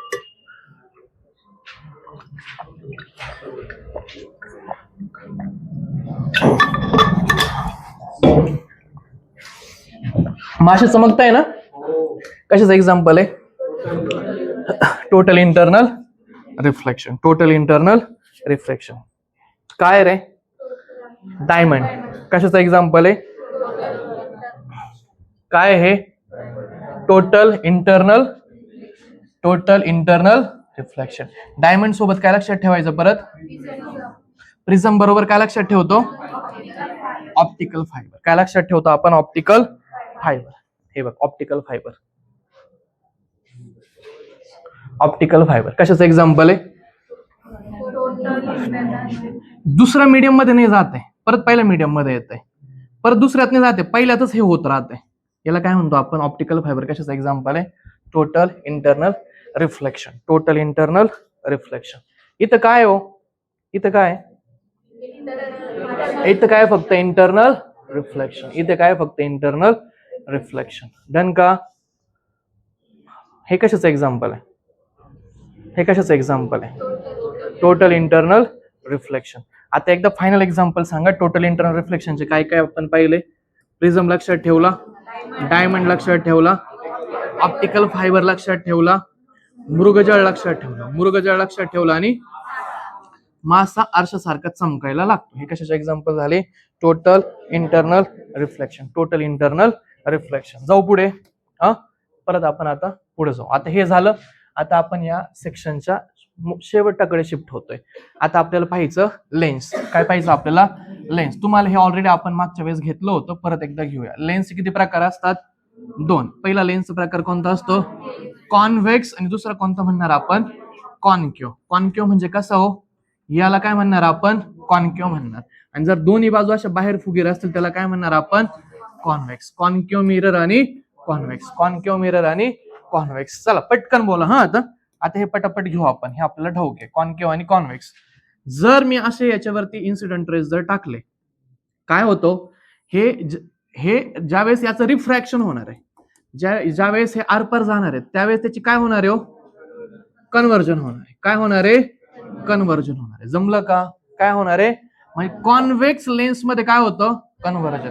आरपार जात डायरेक्शन बदलताय ना, म्हणजे काय होतं इथे रिफ्रॅक्शन पण होतंय, आरपार जात आहे रिफ्रॅक्शन, काय होतं इथे रिफ्रॅक्शन आपल्याला होताना पाहायला मिळतंय. डन का? मग कॉन्व्हेक्स लेन्स मध्ये काय होतंय? कन्व्हर्जन. कॉन्व्हेक्स लेन्स मध्ये काय होतंय? कॉन्व्हर्जन. मग मला एक सांगा, आपण एक कॉन्केव्ह मिरर पाहिलं होतं बघा. कोणता मिरर पाहिला होता? कॉन्केव्ह मिरर पाहिला होता. आणि तिथे काय होतं? कॉन्केव्ह मिरर मध्ये कॉन्व्हर्जन होतंय ना. कॉन्केव्ह मिरर मध्ये कॉन्व्हर्जन होतं आणि कॉन्व्हेक्स लेन्स मध्ये कॉन्व्हर्जन होतं. पटलं का आता? पटलं? कॉन्व्हेक्स लेन्स मध्ये कॉन्व्हर्जनच होतंय आणि कॉन्केव्ह मिरर मध्ये कॉन्व्हर्जन होतंय. मिरर म्हटलं तर कोणत्या यायला पाहिजे? कॉन्केव्ह. आणि लेन्स म्हटलं तर कोणत्या यायला पाहिजे? कॉन्व्हेक्स. आता जमलं? पटलं इथपर्यंत? आता इथे बघा, इथे काय होणार आहे? इथं काय होणार आहे? इथं प्रकाश किरण असे येणार आहेत, आल्यानंतर ते काय होणार आहे? एकमेकांपासून दूर जाणार आहे. एकमेकांपासून काय होणार आहे? दूर जाणार आहे. दूर जाणार आहे म्हणजे कॉन्केव्ह लेन्स मध्ये प्रकाशाचं काय होणार आहे? डायव्हर्जन होणार. प्रकाशाचं काय होणार आहे? डायव्हर्जन होणार. पटलं इथपर्यंत? इथं प्रकाशाचं काय होणार आहे? डायव्हर्जन होणार आहे. आता डायव्हर्जनच्या आसपास आपण मिरर मध्ये पाहत असताना काय पाहिलं होतं? कॉन्व्हेक्स मिरर जो आहे तो प्रकाशाचं काय करत होता? हा होता कॉन्व्हेक्स मिरर. हा काय होता? Convex mirror. मग जर प्रकाशाचं डायव्हर्जन कोण करतं असं जर म्हटलं तर कॉन्केव्ह लेन्स प्रकाशाचं डायव्हर्जन करतो आणि कॉन्व्हेक्स मिरर पण प्रकाशाचं डायव्हर्जन करतो. मग मिरर म्हटलं तर डायव्हर्जनला कोण यायला पाहिजे? कॉन्व्हेक्स. आणि लेन्स म्हटलं तर प्रकाशाचं कोण करतं? समजलं का? समजलं का? आता मी हे समजलं का? बघा कसं विचारतो. चला, कोण सांगतो कॉन्व्हर्जन कोण करतं? आता माझे कॉन्व्हर्जन. चला, कोण सांगतं कॉन्व्हर्जन कोणती लेन्स करते कोणता? नाही, एक एकाने. एक एकाने. Yes.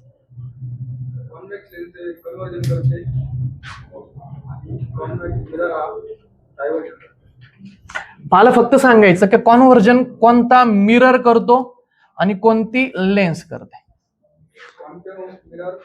Concave. Very nice. Concave mirror काय करतो? कॉन्व्हर्जन. आणि कॉन्व्हेक्स लेन्स काय करते? कन्व्हर्जन. जमलं? मग कन्व्हर्जन करण्याचं काम कोण करतं? लेन्स करते. त्या लेन्सचं नाव काय? Convex lens. आणि मिररचं नाव काय? जमलं इथपर्यंत? आणि मी तुम्हाला म्हटलं मग डायव्हर्जन कोण करतं? डायव्हर्जन मध्ये मिरर कोणता आहे आणि लेन्स कोणता आहे? लेन्स सांगा आधी. कॉन्केव्ह लेन्स करते आणि कॉन्केव्ह लेन्स करते आणि कॉन्व्हेक्स मिरर करतो. पटली इथपर्यंत? इथपर्यंत जमलं? आता एका मुद्द्यावरती आपण शिकतो. आता इथपर्यंत पाहिलं ना रे आपण कन्व्हर्जन मध्ये हे पाहिलं, कॉन्व्हर्जन मध्ये आपण हे पाहिलं की कॉन्व्हर्जन करण्याचं काम कोण करते? ही कोणती लेन्स झाली हो? कॉन्व्हेक्स. पटलं की इथपर्यंत? कोणती लेन्स झाली? कॉन्व्हेक्स. आणि मग मी खाली आलो आणि मग आणखी जर म्हटलं तर कॉन्व्हर्जन करण्याचं काम कोणता आरसा करतोय? कोणता आरसा करतोय? कॉन्केव्ह. जमलं इथपर्यंत? आता इकडे काय म्हणणार आता आपण? डायव्हर्जन. डायव्हर्जन करण्याचं काम कोण करणार? लेन्स मध्ये म्हटलं तर कॉन्केव्ह लेन्स. लेन्स मध्ये म्हटलं तर कॉन्केव्ह लेन्स. लेन्स मध्ये म्हटलं तर कॉन्केव्ह लेन्स. आणि मिरर मध्ये जर म्हटलं तर कॉन्व्हेक्स मिरर. मिरर मध्ये जर म्हटलं तर कॉन्व्हेक्स मिरर. पटलं इथपर्यंत? आता एक मुद्दा आपल्याला इथून पुढे आता लक्षात घ्यायचा. या लेन्सच्या बाबतीत एक मुद्दा आपण लक्षात घेऊ. ही लेन्स आहे, ही काय करणार आहे? कन्व्हर्जन. ही एक लेन्स आहे, ही काय करणार आहे? डायव्हर्जन. पटलं इथपर्यंत? डायव्हर्जन. इथं खरंच एकत्र येत आहे का हो? इथे आले ना खरंच एकत्र? खरंच एकत्र आले ना? पण इथं खोटे खोटे एकत्र येत आहे. इथं खोटे खोटे एकत्र येत आहे बघा. आले का एकत्र? आले का खोटे खोटे एकत्र? मग हे कोणत्या बाजूला एकत्र येत आहे? पॉझिटिव्ह का निगेटिव्ह? आणि म्हणून ही लेन्स कोणती झाली? लेन्स कोणती झाली? कॉन्केव्ह लेन्सची फोकल लेंथ कशी असते? आणि कोणत्या बाजूला एकत्र येत आहे? आणि म्हणून कॉन्व्हेक्स लेन्सची फोकल लेंथ कशी झाली? आता इथून पुढे हा मुद्दा लक्षात ठेवायचा. कॉन्व्हेक्स लेन्सची फोकल लेंथ काय झाली? पॉझिटिव्ह. आणि कॉन्केव्ह लेन्सची फोकल लेंथ काय झाली? निगेटिव्ह. पटली इथपर्यंत? पटली इथपर्यंत? जमतं इथपर्यंत? या दोन गोष्टी आपल्याला जमल्या की मग आपल्या पुढच्या कामावरती आपण शिफ्ट होतो. आता मागच्या लेक्चरला आपण जो मुद्दा पाहिला त्या मुद्द्यावरती आपण येऊ. जो मुद्दा पाहिला ज्या मुद्द्यावरती आपण येऊ तो म्हणजे कोणता? आपण ते दोषांचा विषय चालू होता ना, दोषांमध्ये आपल्याला असं वाटलं की काहीतरी चुकतंय मागच्या वेळेस, बरोबर ना? निकट दृष्टीचा दोष आणि दूरदृष्टीचा दोष, याच्यावरती असं वाटलं ना आपल्याला काहीतरी चुकतंय. मग आता आपण ते बघून घेऊ आणि ह्यावेळेस आता ते बरोबर यायला पाहिजे आपलं. जमलं इथपर्यंत? कॉन्केव्ह लेन्स आणि कॉन्व्हेक्स लेन्स. आपल्या डोळ्यामध्ये कोणती लेन्स असते? कोणती असते? आता तुम्हाला डोळ्याचं सगळं स्ट्रक्चर माहिती आहे. काय म्हटलं होतं आपण? CID. मग डोळा जर काढला तर सगळ्यात आधी काय यायला पाहिजे? कॉर्निया. नंतर काय यायला पाहिजे? आयरिस यायला पाहिजे. नंतर काय यायला पाहिजे? प्युपिल यायला पाहिजे. काय यायला पाहिजे? प्युपिल. इकडे काय यायला पाहिजे? रेटिना यायला पाहिजे ना? नाही, अजून एक लेन्स राहिला पाहिजे. नंतर यायला पाहिजे रेटिना. आणि इथं कोणत्या सेल असतात? कॉन आणि रॉड. आणि मग आपण याचा वापर पाहिला होता. याच्यामध्ये आपण म्हटलं होतं डोळ्यात रिफ्लेक्शन होतं का? रिफ्रॅक्शन करण्याचं काम कोण करत होतं? कॉर्निया करत होता. आयरिसचं काम काय होतं? प्युपिल वरती कंट्रोल ठेवतो. आणि प्युपिलचं काम काय होतं? प्रकाशाच्या इंटेन्सिटीवरती नियंत्रण ठेवण्याचं काम प्युपिल करत होतं. आणि मग प्रकाशाच्या डोळ्यामध्ये आतमध्ये काय होतं? कोणती लेन्स असते? कॉन्व्हेक्स. आणि त्याची इमेज आपल्याला रेटिनावरती फॉर्म होताना दिसते. रेटिनाच्या आसपास किती सेल असतात? 2. कोण सेल कोणत्या प्रकाशाला संवेदनशील असते? कलरला. आणि जर प्रकाश जास्त असेल, प्रखर असेल, तर त्यावेळेस कोणती सेल ऍक्टिव्ह असते? आपली कोन सेल. आणि अंधारामध्ये कोणती संवेदना देते आपल्याला? Rod cell. या प्रकारे आपण डोळ्याचं स्ट्रक्चर पाहिलं होतं. जमलं? आणि मग आपण म्हटलं होतं की डोळ्याच्या रिलेटेड 2 दोष असतात. ज्याला आपण म्हणतो निकट दृष्टीचा दोष, ज्याला इंग्लिशमध्ये काय म्हणतो आपण? मायोपिया. आणि दुसरा दोष कोणता असतो? दूरदृष्टीचा दोष, ज्याला कोणता दोष म्हणतो आपण? हायपरमेट्रोपिया. डन का? आणि मागच्या वेळेस आपलं इथं जास्त कन्फ्युजन झालं होतं, ते आपण करेक्ट करण्याचा प्रयत्न करू. आता याच्यावरती एक प्रश्न येणार. मायोपिया आणि हायपरमेट्रोपिया. जायचं आता पुढे. मायोपिया आणि हायपरमेट्रोपिया. चला, पहिला आपण दोष बघू. मायोपिया, ज्याला आपण काय म्हणतो? निकट दृष्टीचा दोष. याला इंग्लिशमध्ये काय म्हणतो आपण? मायोपिया. आता एक गोष्ट इथं समजून घेऊ. आधी एकदम 3-4 पॉईंट मध्ये एकदम इझी समजून घेण्याचा प्रयत्न करू. सिंपल पॉइंट आहे. हा आपल्या डोळ्याचं स्ट्रक्चर आहे, बरोबर? डोळ्याचं स्ट्रक्चर आहे. मी काय म्हणतो, इथं तुमची लेन्स आहे. आता इथं काय? तुमची लेन्स. अगोदर हे कसं समजून घ्यायचं? ही जी लेन्स आहे, या लेन्सला मी काय करतो? असं थोडीशी मोठी करतो. काय केली? समजा हिला मी थोडीशी मोठी केली. जर हिला मी मोठी केली तर हा अंतर वाढल आणि हा अंतर कमी होईल का? जसं की आता ही छोटी आहे, ज्यावेळेस मी इथं ताणवायला सुरुवात करेल, मग हे जे आहे हे असं इकडं ताणलं जाईल ना, मग हे अंतर जवळ यायला पाहिजे. लक्षात येतंय का? लेन्स जर मी मोठी केली तर हे अंतर काय होणार आहे? जवळ येणार आहे. जर मी छोटी करत आलो तर हे अंतर वाढत जाणार. इथपर्यंत पटतंय का? आता इथपर्यंत पटतंय? लेन्स जरी छोटी असेल तर हे अंतर मोठं होणार आहे. मी आता ही लेन्स वाढवत जर गेलो, अंतर छोटं होत चाललं. लेन्स छोटी केली, अंतर वाढत चाललं. पटलं इथपर्यंत? जमतं? हे लक्षात आलं? हे लक्षात यायला पाहिजे. याच्यामुळे प्रश्न चुकतो. लेन्स मी मोठी केली, अंतर हे कमी होणार. लेन्स छोटी केली तर अंतर काय होणार आहे? वाढणार आहे. आता पटलं का? सेम या पॉइंट्स आहे. मी जर हे असं मोठं करत चालू तर हे अंतर जवळ येत आहे. जर मी हे छोटं केलं तर अंतर वाढत आहे. आता अंतर जवळ आलं, आता अंतर वाढलं. या टाइप्स होतं. म्हणजे जर लेन्स छोटी झाली तर हे अंतर काय होणार आहे? वाढणार आहे. पटलं का?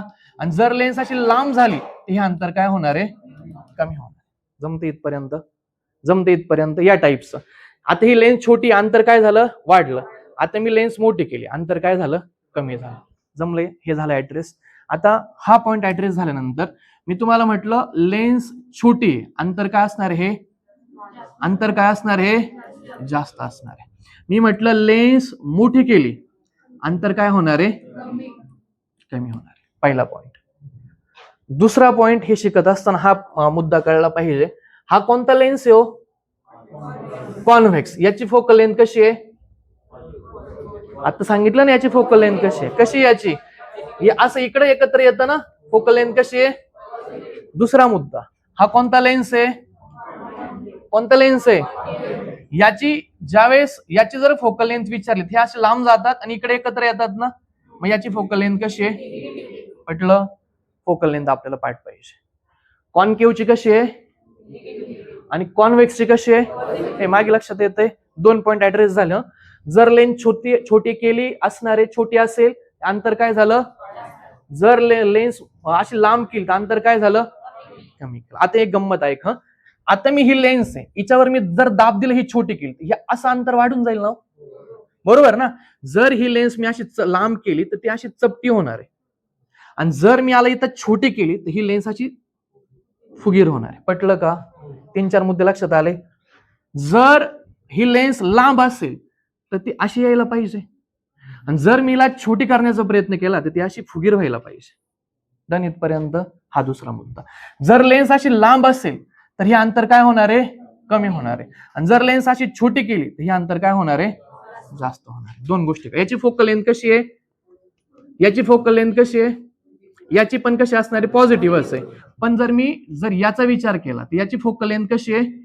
निगेटिव्ह. याची फोकल लेंथ निगेटिव्ह आहे, याची फोकल लेंथ पॉझिटिव्ह आहे. आता आपण पुढच्या मुद्द्याकडे जाऊ. आता आपला मुद्दा आला होता, पहिला दोष जर पाहिला तर हा पहिला दोष आहे मायोपिया. कोणता दोष आहे? याला म्हणतो आपण निकट दृष्टीचा दोष. निकट दृष्टीचा दोष. पहिला प्रश्न, निकट दृष्टीच्या दोषामध्ये नेमकं काय होतं? काय होतं निकट दृष्टीच्या दोषामध्ये? निकट आहे ना, म्हणजे जवळचं दिसतं, लांबचं दिसत नाही. पटलं का? लांबचं दिसत नाही, हा पहिला प्रश्न. जवळचं दिसतं, लांबचं दिसत नाही. जवळचं दिसतंय म्हणजे लेन्स कशी झाली हो? छोटी. जवळचं दिसतंय म्हणजे लेन्स झालीये छोटी. जर लांबचं दिसत असेल तर लेन्स कशी व्हायला पाहिजे? मोठी. लांबचं दिसण्यासाठी जर लांबचं दिसत असेल तर लेन्स मोठी होती, जर जवळचं दिसत असेल तर लेन्स कशी होते? छोटी. 2 गोष्टी कळल्या. लांबचं दिसतंय तर लेन्स कशी असणार आहे? मोठी. जवळचं दिसत असेल तर लेन्स कशी असणार आहे? छोटी असणार आहे. मग याच्यामध्ये काय होतंय? जवळचं दिसत असेल तर लेन्स कशी व्हायला पाहिजे? छोटी व्हायला पाहिजे, बरोबर? आता जर लेन्स छोटी असेल तर हे अंतर काय होणार आहे? वाढणार आहे. लेन्स छोटी असेल तर हे अंतर काय होणार आहे? मग आता मी इथं लिहू, लेन्स काय झालीये? छोटी. अंतर काय झालं? वाढलं. या 2 गोष्टी बरोबर पटल्या. आता तिसऱ्या मुद्द्यावरती येतो. या 2 गोष्टी जर पटल्या तर तिसरा मुद्दा, जर ही छोटी झाली तर लेन्स काय झाली? वक्र झाली का? लेन्स काय झाली? वक्र झाली, फुगीर झाली. 3 गोष्टी झाल्या. निकट दृष्टीचा दोष, जवळचं दिसतं, लांबचं दिसत, जवळचं दिसतं. याचा अर्थ लेन्स कशी झाली? लेन्स छोटी झाली तर अंतर काय झालं? लेन्स छोटी झाली तर हे लेन्स कशी झाली आहे? वक्र झाली. लेन्स कशी झाली आहे? वक्र झाली. फुगीर झाली आहे ना, लेन्स कशी झाली आहे? वक्र झाली. पुढचा मुद्दा. आता पुढचा मुद्दा, लेन्स झाली आहे छोटी, ज्याला आपण वक्र म्हणतो, आणि हे अंतर काय झालंय? वाढलंय. आता महत्वाचा मुद्दा म्हणजे लांबची गोष्ट दिसत नाहीये. लांबची गोष्ट का दिसत नाहीये? तिचे रेज असे इथपर्यंत येतात. रेज असे इथपर्यंत आले का ते जास्त कॉन्व्हर्ज करताना जर लेन्स छोटी झाली तर जास्त तिचं काय होऊन जातं? अभिसरण होऊन जातं. जास्त अभिसरण होतं. लांबचं दिसत असताना काय झालं? लेन्सने जास्त कॉन्व्हर्जन केलं आणि इमेज अलीकडे तयार झाली. म्हणजे लेन्सच्या कुठे तयार झाली? पुढे का? लेन्सच्या कुठे तयार झाली? पुढे तयार झाली. रेटिनाच्या कुठे तयार झाली? पुढे तयार झाली. मग जर इमेज जर ही अलीकडे पडत असेल, जर आपल्याला हा जर दोष हा फाइंड आउट जर करायचा असेल तर आपण काय करू शकतो? जर हे जे रेज आहे ते जर ह्या फॉर्मेटमध्ये आले असते, तर कदाचित इमेज इथं फॉर्म झाली असते. दुसरा कन्सर्न काय की रेज आपल्याला लांब न्यायचे. रेज काय न्यायचे? आपल्याला लांब जर नेले असते, तर जर लांब रेज नेले असते तर आपल्याला इमेज प्रॉपर भेटले असते. जर ऑलरेडी हे अशी लांब झाली असती जर लेन्स, तर आपल्याला प्रॉपर मिळालं असतं. मग आपल्याला हे लांब नेण्यासाठी दुसरा ऑप्शन काय राहतो आपल्याकडे? इथं कोणती लेन्स वापरावी लागणार आहे आपल्याला? कॉन्केव्ह लेन्स वापरली. याचे रेज असे आले. रेज ज्यावेळेस असे येतात त्याला आपण काय करतो? डायव्हर्ज करतो. काय करतो आपण त्याला डायव्हर्ज करतो. डायव्हर्ज केल्यानंतर प्रॉपर इमेज आपल्याला मिळते. मग ह्या दोषामध्ये कोणती लेन्स वापरली जाते? कॉन्केव्ह लेन्स वापरली जाते. कोणती लेन्स वापरली जाते? कॉन्केव्ह. मग आता हे कसं समजून घ्यायचं? मायोपिया म्हणजे निकट दृष्टीचा दोष, जवळचं दिसतं लांबचं दिसत. जवळचं दिसतं म्हणजे लेन्स कशी झालीये? छोटे. लेन्स छोटी झाली म्हणजे हे अंतर काय झालंय? हे अंतर काय झालंय? वाढलंय. दुसरी गोष्ट, लेन्स कशी झालीये? वक्र झाली. लेन्स कशी झालीये? वक्र झाली. आणि हा दोष फाइंड आउट करण्यासाठी आपण कोणती लेन्स वापरतो? कॉन्केव्ह. आणि कॉन्केव्ह लेन्सची फोकल लेंथ कशी असते? पॉझिटिव्ह. याची लेन्स फोकल लेंथ कशी असणार आहे? निगेटिव्ह असणार आहे. कशी असणार आहे? याची निगेटिव्ह असणार आहे. हे 3-4 मुद्दे जे आहेत ते आपल्याला समजायला पाहिजे. समजलं की नाही समजलं? तरी समजलं की नाही समजलं? नाही समजलं. निकट, आता तुम्ही सांगत चला, फक्त मी लिहित चालतो. निकट दृष्टीचा दोष काय म्हणणार आपण याला? मायोपिया. जवळचं, तुम्ही सांगत चला आता, जवळचं लांबचं दिसत. जवळचं दिसतं म्हणजे लेन्स कशी झाली? लेन्स कशी झाली? लेन्स छोटी झाली असेल तर अंतर काय झालं असेल? इथपर्यंत पटलं? अंतर काय झालं असेल? अंतर वाढलं असेल. आणि लेन्स कशी झाली असेल? हो, वक्र. लेन्स कशी झाली असेल? वक्र झाली असेल, फुगीर झाली असेल. वक्र झाली असेल, फुगीर झाली असेल. ही जितकी जास्त वक्र होते ना तितकं त्याचं कॉन्व्हर्जन पॉवर वाढते. याचे काय होते? कॉन्व्हर्जन पॉवर. मग ही जास्त वक्र झाली म्हणजे याचं अभिसरण म्हणजे कॉन्व्हर्जन्स पॉवर काय झाली? याची वाढली. पटलं इथपर्यंत? कॉन्व्हर्जन्स पॉवर काय झाली? याची वाढली. आणि मग आपण याचा विचार केला की लेन्स आहे, इकडं रेटिना आहे, इकडं हा व्यक्ती आहे. व्यक्तीचे रेज असे येतात, आल्यानंतर इमेज अलीकडे फॉर्म होते. अलीकडे म्हणजे रेटिनाच्या कुठे इमेज फॉर्म झाली? पुढे. मग इथं लिहू का? इमेज कुठे फॉर्म झाली आहे? इमेज कुठे फॉर्म झाली आहे? रेटिनाच्या पुढे फॉर्म झाली. इथपर्यंत आता पटलं असेल.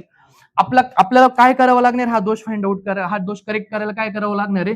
रेज इथं आले असते, रेज इथं आले असते तर कम्प्लीट इमेज इथं फॉर्म झाली असती. मग आता आपला मुद्दा काय? रेज असे लांब न्यायचे आहेत ना.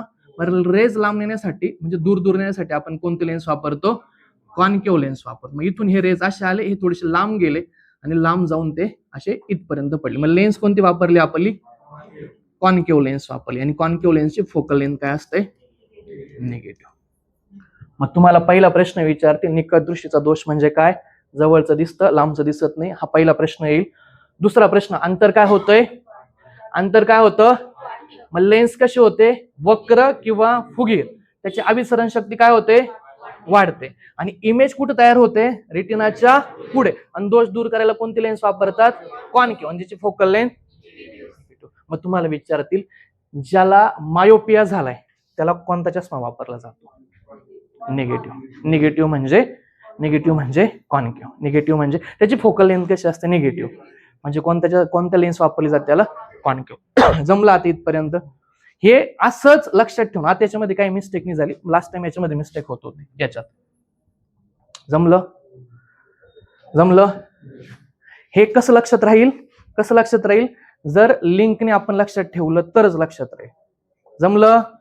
आता मला परत एकदा सांगा, मी लिहितो. दोषाचं नाव काय? आता तुम्ही सांगत चला, मी फक्त लिहितो. मग तेव्हा ते आता लास्ट टाइम क्लिअर होईल. ते बोला. जवळचं, लांबचं.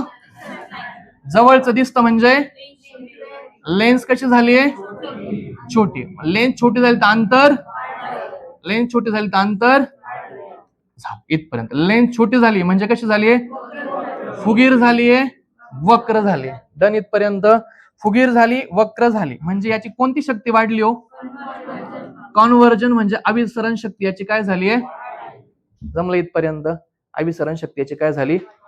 मग आता हा प्रॉब्लेम कसा होतो? लेन्स छोटी झाली आणि याची, हा जर व्यक्ती असेल तर याची इमेज कुठे तयार होते? हो, रेटिनाच्या पुढे. रेटिनाच्या. मग इथं अजून एक शब्द लिहायचा राहतो, इमेज कुठे तयार होते? रेटिनाच्या पुढे. आणि आता दोष दूर करायचा असेल तर काय करावं लागेल? रेज इथं आणावं लागतील ना. रेज इथं आणावं लागतील. आणि रेज इथं आणण्यासाठी आपण कोणती लेन्स वापरणार? मग रेज असे लांब जातील ना. हे लांब गेल्यानंतर हे परत एकत्र येतील, कारण इथं लेन्स कोणती आहे? कॉन्व्हेक्स. इथं कोणती आहे? कॉन्केव्ह. मग लेन्स कोणती वापरली? कॉन्केव्ह. आणि जिची फोकल लेंथ कशी आहे? That's it. आता नाही, आता एकदा, आता एवढं तरी जमायला पाहिजे, एवढंच जमायला पाहिजे. समजलं? दुसरा मुद्दा जाऊ. हा, आता नाही काही चुकलं, आता एकदम एक्झॅक्ट बरोबर आहे. जायचं पुढे. इथंच लिहू का दुसरं? इथंच आपण लिहू. इमेज कुठे तयार होते? पुढे. बरं, नसलच काही कळत, नसलच काही कळत ते पण आपण पाहिलं पाहिजे ना. मायोपिया, डायरेक्ट मायोपियाला पाठ करून घ्यायचं. ही लेन्स कॉन्केव्ह लेन्स. मायोपियाला काय पाठ करायचं? Concave lens. समजलं? आणि मराठी शब्दांमध्ये हे इथपर्यंत तुम्ही रीच कराल. मायोपियाला जवळचं दिसतं, लांबचं दिसत, जवळचं दिसतं, लेन्स झाली छोटी आणि अंतर वाढलं. एवढं तर कळलं ना आपल्याला आता. लेन्स झाली छोटी ना अंतर, लेन्स छोटी झाली म्हणजे लेन्स कशी झाली? फुगीर झाली. अभिसरण शक्ती आणि डायरेक्ट शेवटला लेन्स कोणती वापरतात? आता तर जमत. मग मायोपियाला दोष घालवण्यासाठी पॉझिटिव्ह फोकल लेंथ का निगेटिव्ह फोकल लेंथ? एवढं तर जमेल ना, एवढं तर जमेल ना. आता दुसरा कोणता आहे हो? दूर दृष्टीचा दोष. याला काय म्हणतात? हायपर मेट्रोपिया. आता याला परत शब्दाने जाऊ. हा, आता तुम्ही सांगा, मी लिहितो. तुम्ही सांगा, मी लिहितो. तुम्ही सांगा, मी लिहितो. लांबचं दिसतं, जवळचं दिसत.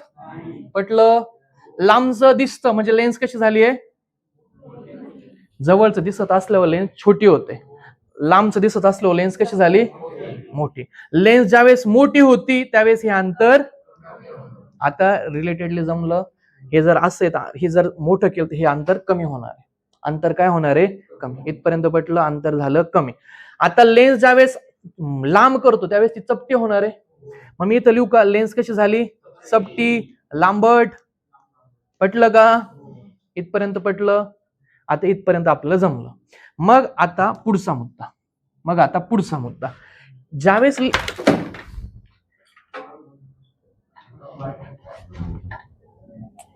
याचं काही कनेक्शन आहे का? हे वायफाय आहे का? काय हा, मी ते लगेच रिपेअर करायच्या मागे लागलो. हा, ज्यावेळेस लेन्स छोटी होते त्यावेळेस तिची अभिसरण क्षमता वाढते. आणि अभिसरण क्षमता काय झाली असेल म्हणजे याची अभिसरण म्हणजे कॉन्व्हर्जन क्षमता कशी झाली? पॉवर कशी झाली? कमी. इथपर्यंत पटलं? दूरचं दिसतं, लांबचं दिसतं, जवळचं दिसत नाही. लांबचं दिसत असेल तर लेन्स कशी होणार आहे? मोठी. लांबचं दिसत असेल तर लेन्स मोठी, तर अंतर काय होणार आहे? मग लेन्स मोठी केली तर लेन्स कशी झाली? चपटी. लेन्स कशी झाली? लांबट झाली. लेन्स जर चपटी केली तर अभिसरण क्षमता काय झाली? पटलं इथपर्यंत? आता हा जो दोष आहे हा काय होतोय? लांबचं आता समजा दिसतंय, मग हा व्यक्तीचं काय होतं? इथं जर लेन्स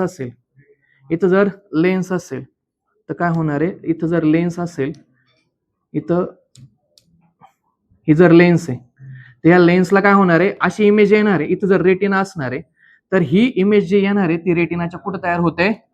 मागे. कारण अभिसरण म्हणजे एकत्र करण्याची क्षमता थोडी कमी झाली ना, म्हणून रेटिनाची इमेज कुठं तयार होणार आहे? मागे. रेटिनाच्या कुठं तयार होणार आहे? मागे. पटली इथपर्यंत? आता हा प्रॉब्लेम सॉल्व्ह करण्यासाठी आपल्याला काय वापरावं लागतं? आपल्याला काय पर्पज काय की हे जे रेज आहे ते असे आले पाहिजे. असे जर आले असते तर ते अलीकडं पडले असते. मग अलीकडे पडण्यासाठी या रेजला आपण आणखी एक कोणती लेन्स वापरणार? कॉन्व्हेक्स लेन्स वापरली का अभिसरण झालं. हे पहिलं अभिसरण, हे दुसरं अभिसरण होऊन रेटिनावर इमेज फॉर्म होते. मग काय होतं? इमेज कुठं तयार झाली? मागे तयार झाली. इमेज कुठं झाली? मागे तयार झाली. लेन्स कोणती वापरली? कॉन्व्हेक्स. आणि कॉन्व्हेक्सची फोकल लेंथ कशी आहे? पॉझिटिव्ह. जमलं? परत एकदा. दोष कोणता आहे?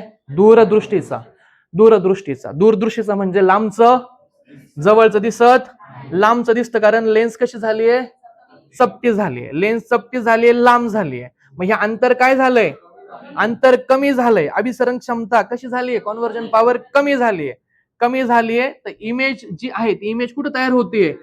रेटिनाच्या मागे तयार होते. इमेज मागे तयार होते. आणि हा दोष दूर करण्यासाठी कोणती लेन्स वापरणार आपण? कॉन्व्हेक्स. आणि कॉन्व्हेक्सची फोकल लेंथ काय? पॉझिटिव्ह. हे जे दोन दोष आहे याच्यावरती प्रश्न येणार म्हणजे येणार. जर येणार म्हणजे येणार. आणि आपण हे चार्टच्या बाबतीत जर म्हटलं तर निकट आणि दूरदृष्टीचं. चला आता फायनल सांगा चार्टच्या बाबतीत पाठांतर कसं लक्षात राहील आपल्याला. हे जवळचं दिसतं, लांबचं दिसत. पटलं? इथं लांबचं दिसतं, जवळचं दिसत. पहिला मुद्दा पटलं. दुसरी गोष्ट, जवळचं दिसतंय ना, जवळचं दिसतंय याचा अर्थ लेन्स कशी झालीये, लेन्स कशी झालीये, छोटी. लेन्स झाली छोटी. अंतर काय झालं, अंतर काय झालं, लांबचं दिसतंय म्हणजे लेन्स कशी झालीये, लेन्स झालीये लांबट. अंतर काय झालं, लेन्स झाली लांबट, लेन्स झाली चपटी आणि अंतर काय झालंय, अंतर झालंय याचं कमी. पटलं इथपर्यंत? पुढचा मुद्दा आपण काय लक्षात ठेवला, जर ही छोटी झाली, वक्र झाली, तर याची कॉन्व्हर्जन पॉवर काय झाली, वाढली. याची कॉन्व्हर्जन पॉवर काय झाली, कॉन्व्हर्जन पॉवर काय झाली, कमी झाली. पटलं आता इथपर्यंत? जर याची कॉन्व्हर्जन पॉवर जर वाढली असेल तर इमेज अलीकडे तयार करतं, हे जास्त वक्र करतं. सपोज याची ही जर छोटी आहे ही एक लेन्स मोठी आहे, याची कॉन्व्हर्जन पॉवर वाढली ना मग पटकन जवळ जवळ येतील. याची कॉन्व्हर्जन पॉवर कमी झाली ना मग हे थोडस लांब जवळ येतं. पटलं का? मग याची कॉन्व्हर्जन पॉवर काय झाली आहे, मग वाढली असेल तर रेटिनाचे इमेज कुठे तयार होणार आहे, रेटिनाच्या अलीकडे म्हणण्यापेक्षा रेटिनाच्या पुढे, रेटिनाच्या पुढे. आणि इथं इमेज कुठं होणार आहे, रेटिनाच्या मागे. इमेज कुठं तयार होणार आहे, रेटिनाच्या मागे, रेटिनाच्या मागे. पटलं? आता ही इमेज अलीकडे तयार होतीये ना, मग हिला इथपर्यंत नेण्यासाठी हे रेज असे इथपर्यंत न्यावा लागतील ना. आणि म्हणून कोणती लेन्स वापरली इथं, कॉन्केव. इथं कोणती लेन्स वापरली, कॉन्केव. आणि कॉन्केवची फोकल लेंथ, कॉन्केवची फोकल लेंथ. जर आता हे जास्त लांब जात आहे ना, याला अलीकडे आणायचे आहेत ना, मग अलीकडे आणण्यासाठी आपण आणखी एक कॉन्व्हेक्स वापरला आणि मग ही इमेज अलीकडे फॉर्म केली. मी तर लेन्स कोणती वापरली, कॉन्व्हेक्स. आणि कॉन्व्हेक्सची फोकल लेंथ पॉझिटिव्ह. आणि याच्या बाहेर प्रश्न नसतो जात. आता एकदम छान समजून सांगितलं, 3-4 वेळा घेतला हा मुद्दा. आता नसतं येत, आता मी पाणी पितो.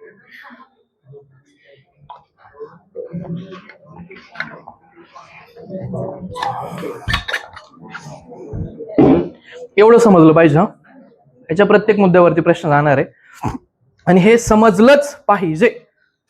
चला आता सांगा तुम्ही, कोण सांगतं प्रॉब्लेम आणि पूर्ण एकदा ऍटलिस्ट हा मायोपिया कोण एक्सप्लेन करतं. येस, चला बोला बोला बोला. चला करा, तुम्ही एक्सप्लेन करा. चला कर. मायोपिया, हा तू करच.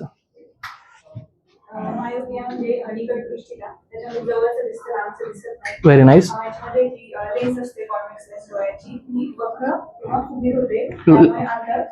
Very nice.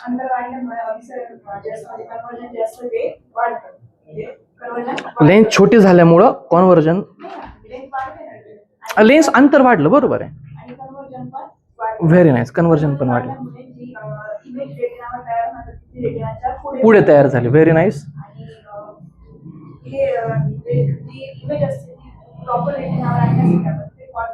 कॉन्केव आणि त्याची फोकल लेंथ. व्हेरी नाईस, जमतंय. आता दुसरं पण सांगून दे की आपण दुसऱ्याला ऑपॉर्च्युनिटी देऊ. हे मागे पोरं बोला ना, चल बोल. चल, लक्षात आलं नाही तुझ्या?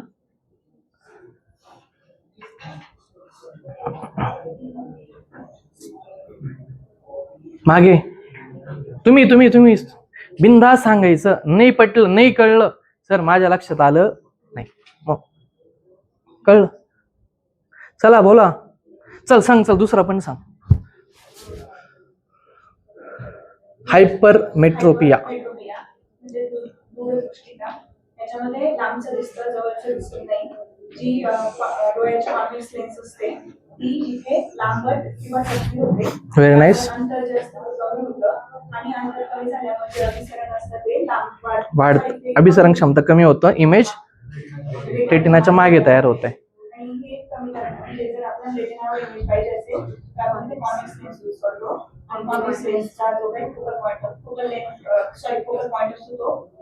फोकल लेंथ त्याची पॉझिटिव्ह. That's it. छान. आणखी पोरांमध्ये सांगा आता, सांगा ना. हर्षल सांग, तुला वाटेल ते.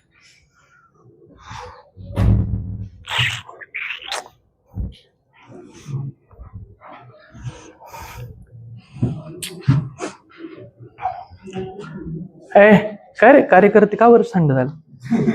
लय बडबड करता तुम्ही दोघं. चल, तुझं नाव काय म्हटलं रे? तुझं नाव अभिषेक. सांग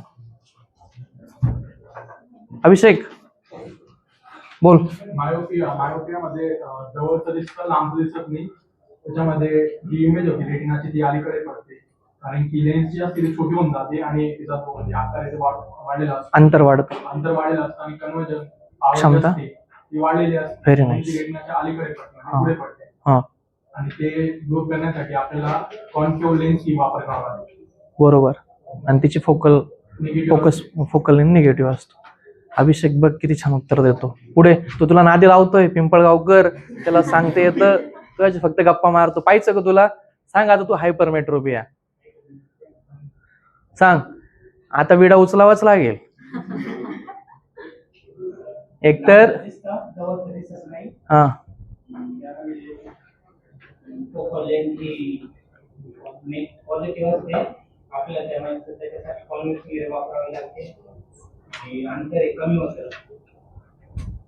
ठीक आहे, छान. अंतर कमी होतं हे पण छान होतं ना. अंतर ऍक्च्युअली कमी होतं ना. आणि मिरर कोणता वापरतो आपण? लेन्स कोणती वापरतो त्याला? कॉन्व्हेक्स वापरतो. रेटिनाची इमेज मागे तयार होते. छान छान. आणखी तुम्ही त्यावर थंड झाले रे? हा, सांग काय नाव म्हटलं? सुयोग. वाव, सुयोग बोल. सुयोग, तुझा चांगला अभ्यास आहे. अभ्यास तू सांगतो तर. इकडे सुयोग, तू सांग. तुला रिस्पेक्ट पाहिजे बा, मला रिस्पेक्ट नाही विचारा. बोल, काय नाव तुझं? अर्चना. सांग. त्याच्यात लेन्स हे लांबट होतो, त्याच्यामुळे अंतर कमी होतं, त्यामुळे त्याची अभिसरण शक्ती पण कमी होते.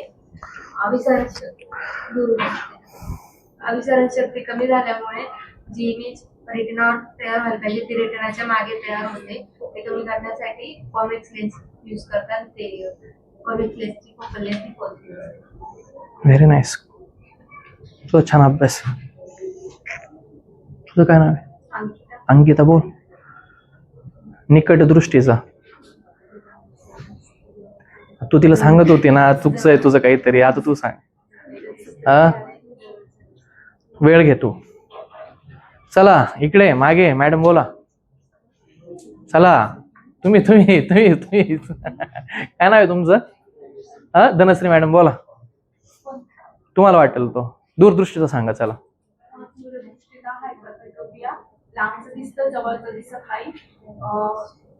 जी आपली लेन्स असते ती लांबट होते, त्याच्यामुळे त्यांची कॉन्व्हर्जन होतं ते कमी होतं आणि ती अलीकडे तयार होते. कॉन्व्हर्जन कमी होतं, त्यामुळे ती रेटिनाच्या मागे तयार होते आणि ती त्याचं कॉन्व्हर्जन वाढण्यासाठी ती रेटिनावरच तयार होण्यासाठी आपल्याला कॉन्व्हेक्स लेन्स वापरावी लागते. कॉन्व्हेक्स लेन्स वापरावी लागते आणि ती वापरल्यामुळे ते कॉन्व्हर्जन चांगलं होऊन बरोबर पडते. त्याचं काय पॉझिटिव्ह. धनश्री मॅडम ना? धनश्री. चला युपीएससी बोला आता तुम्ही. तू सांगशील. तुझं काय नाव म्हटलं? हा, मकरंद. चल मकरंद, तुला दोन्ही पण सांगायचे. बोल. मायोपियामध्ये जवळचं दिसतं, लांबचं दिसत नाही, कारण की त्यामध्ये जे हे असतं लेन्स असते ती छोटी असते आणि मग त्याच्यासाठी आपण कॉन्केव्ह यूज करतो. तर मग त्याच्यामुळे त्याचं डायव्हर्जन रेटिनाच्या आधी फॉर्म होतं आणि पॉझिटिव्ह असतं ते.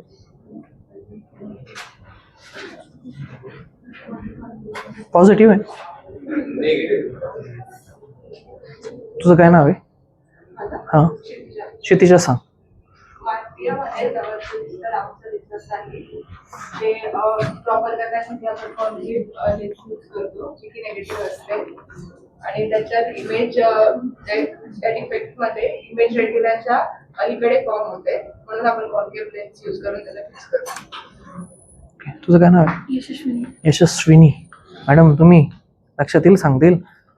हायपरमेट्रोपिया. हम्म. हायपरमेट्रोपियामध्ये दूरचं दिसतं, जवळचं दिसत नाही. जी लेन्स असते ती चपटी होते, त्यामुळे डिस्टन्स कमी होतं आणि डिस्टन्स वाढतं ऍक्च्युली. हायपरमेट्रोपिया सांगता. ओके बरोबर, व्हेरी नाईस. आणि त्यासाठी आपल्याला कॉन्व्हेक्स लेन्स वापरावे लागतात, ज्याचा फोकल पण पडतो. इकडे काय रे सांग, लक्षात नाही आलं? बडबड नका करू. हा बडबड करणाऱ्यांना पुढे जावं लागेल सांगायला बोर्डवर. जवळचं दिसतं लांबचं दिसत नाही कारण की लेन्स राहते ती फुगीर होईल राहते हा. वक्र त्याच्यामध्ये कन्वर्जन पॉवर राहते ती एकदम हाय राहते त्याच्यामुळं रेटिनाच्या मागे व्हेरी नाईस. मागे रेटिनाच्या पुढे. पुढे हा. रेटिनाच्या पुढे इमेज फॉर्म होतो त्याच्यासाठी आपल्याला कॉन्केव्ह लेन्स यूज करावा लागतो आणि ते कॉन्केव्ह. Very nice. येस. आणि त्याची फोकल निगेटिव्ह निगेटिव्ह आहे. इकडे मागे काय रे, लक्षात नाही आलं का? हा? तुझं लक्षात नाही आलं? सांग सर, कोणतं सांग? कोण सांग कोण सांग मायोपिया सांग सर. मायोपियामध्ये निकट दृष्टीला म्हणजे जवळ दिसतं लांब दिसत नाही आणि त्यामुळे हे बारीक होतं डोळ्याचं आहे आणि त्याला अंतर वाढतं. अंतर वाढल्यामुळे त्यासाठी आपण कॉन्क्यू मिरर वापरतो आणि त्याची कन्वर्जन शक्ती वाढते आणि त्याचा फोकल पॉइंट हा मायनस असतो. तुझा छान अभ्यास आहे, तुझा छान आहे. हा इकडे जमतंय का? हा तुला लक्षात आलं का? हा जमलं?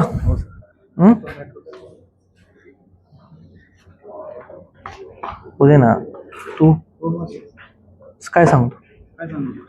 हायपरमेट्रोपिया सांग. लॉज ऑफ रिफ्लेक्शन सांग.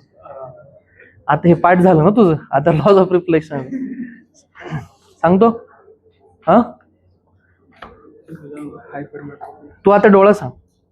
आईच एक्सप्लेन कर सर काय काय होत.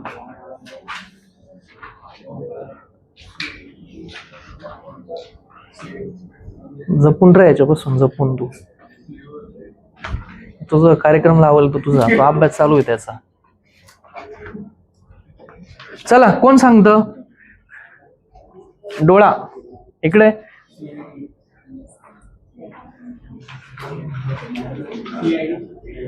अरे फक्त सीआयडी मध्ये सीआयडी मध्ये का बरं डन झालं?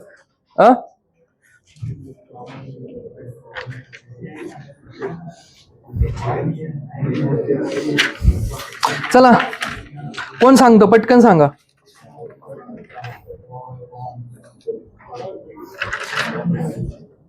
हा लेन्स आपण बघितलं, निकट दृष्टीचा, दूरदृष्टीचा, याच्यावरती प्रश्न येतो.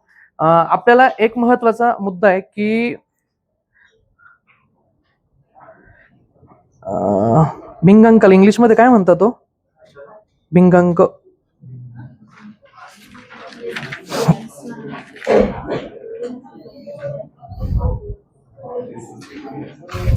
पॉवर ऑफ लेन्स हा एक मुद्दा राहिला. Power of lens. आधी लेन्स तुम्हाला फॉर्म्युला, जसं आपण मिररचा फॉर्म्युला पाहिला होता ना रे. मिररचा फॉर्म्युला काय होता? मिररचा 1/f equals to 1/u plus 1/v. 1/u plus 1/u plus 1/v. आणि लेन्सचा जर फॉर्म्युला विचारला तर 1/f equals to 1/u minus 1/v. लक्षात राहील का? मायनस 1/v नाही, उलट झालं ते. उलट झालं. काय यायला पाहिजे? 1/v minus 1/u. u म्हणजे कशाचं अंतर? वस्तू. हे काय झालं? इमेज. हे काय झालं? Focal length. हे काय झालं? इमेज. हे झालं इमेज. हे झालं वस्तू आणि ही झाली तुमची फोकल लेंथ. काय लक्षात ठेवण्यासारखं हो? काय लक्षात ठेवण्यासारखं? हे अंतर निगेटिव्ह घ्यायचं आहे. 1/v minus 1/u. फॉर्म्युला लक्षात ठेवा. मी तुम्हाला एक गोष्ट सांगतो, कंबाईनच्या पेपरमध्ये न्यूमेरिकल मी मोस्टली घेत नाही. त्याच्यामुळे कारण असं आहे, मॅथचे सोडवायला वेळ मिळत नाही, सायन्स आपलं लांब राहतं, म्हणून मोस्टली न्यूमेरिकल आपल्याला येतच नाही, त्याचा लोडच घ्यायचा नसतो. पण नॉर्मल फॉर्म्युला वगैरे जर कधी विचारलं तर तेवढं माहिती असायला पाहिजे. आता हे सोपं आहे ना, फक्त व्हॅल्यू पुटअप करणे, 1 मिनिटाच्या आतमध्ये उत्तर निघू शकतं, म्हणून आपल्याला माहिती पाहिजे. डन का? एक शेवटचा मुद्दा आहे ज्याच्यावरती प्रश्न येतो, भिंगाची शक्ती, power of lens. Power of lens, power of lens, power of lens काय हो? 1/f. पॉवर ऑफ लेन्सचं फॉर्म्युला लक्षात ठेवायचं. पॉवर ऑफ लेन्स जर म्हटलं तर 1/f. 1/f. 1/f म्हणजे काय? फोकल लेंथ झाली नाही, आणि फोकल लेंथ कशामध्ये असते? मीटर मध्ये. फोकल लेंथ कशामध्ये असते? आणि पॉवर ऑफ लेन्स कशामध्ये असते? डायोप्टर. आणि हे तुम्हाला विचारलं, लक्षात ठेवायची. Power of lens equals to 1/f.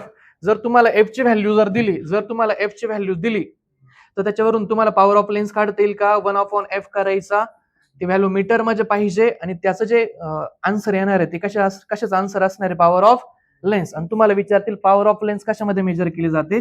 त्याचं युनिट काय? डायोप्टर. याच्यावरती प्रश्न आलाय. एवढं लक्षात ठेवण्यासारखं याच्यामध्ये आहे, डायोप्टर. आता 2 मुद्दे राहिले, 2 मुद्दे मी 5-10 मिनिटात एक्सप्लेन करतो, याचे PYQ घेऊ आपण, चालेल? 2 मुद्दे राहिले फक्त याचे, ज्याच्यावरती प्रश्न येतात. 2 मुद्दे राहिले याचे.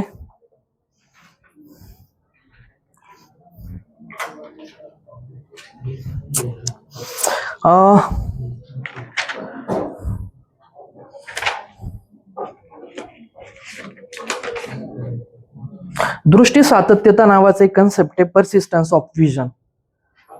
परसिस्टन्स ऑफ विजन, दृष्टी सातत्यता म्हणजे काय? एखादी इमेज जर आपण पाहिली तर ती 1/60 सेकंद आपल्या डोळ्यासमोर राहते. 1/60 सेकंद आपल्या डोळ्यासमोर, डोळ्यामध्ये तिची इमेज राहते.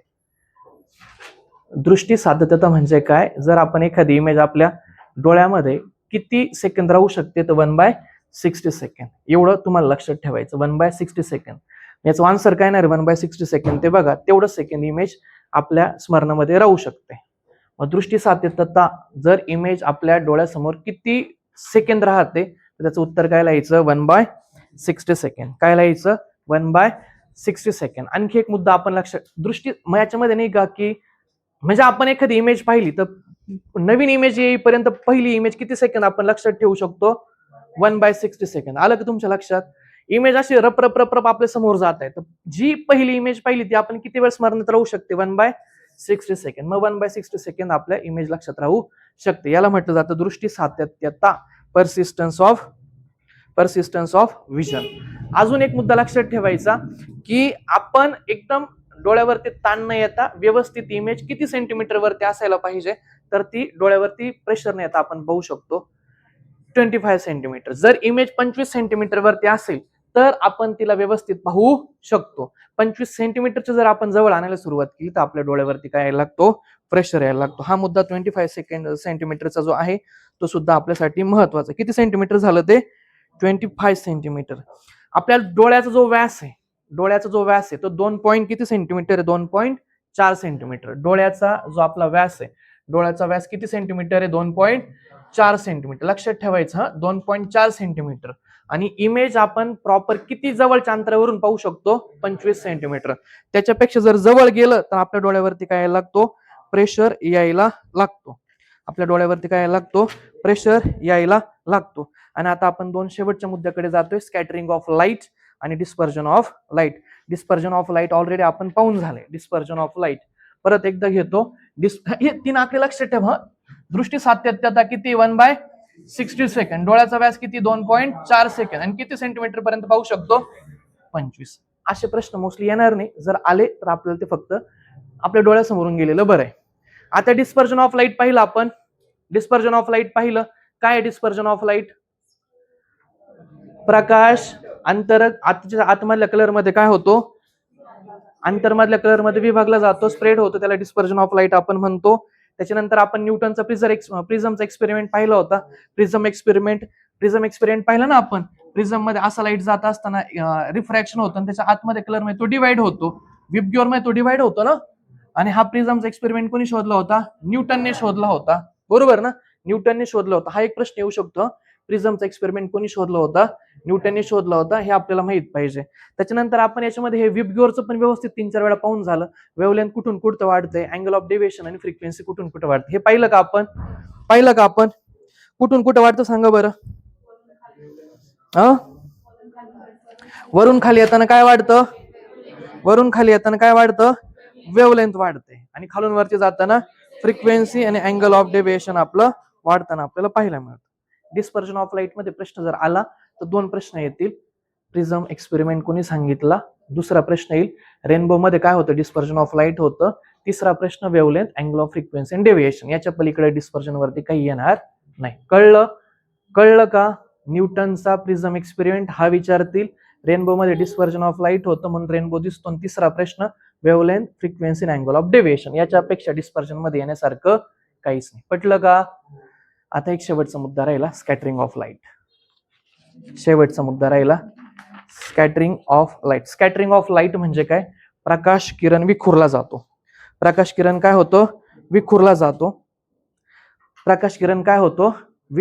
याला काय म्हटलं जातं? Scattering of light. म्हणजे जर सूक्ष्म पार्टिकल असतील तर त्याच्यावरती जर प्रकाश पडला तर तो प्रकाश काय होतो? वेगवेगळ्या डायरेक्शनला विखुरला जातो. याला काय म्हटलं जातं? Scattering of light. एक सायंटिस्ट आहे ज्याचं नाव आहे लॉर्ड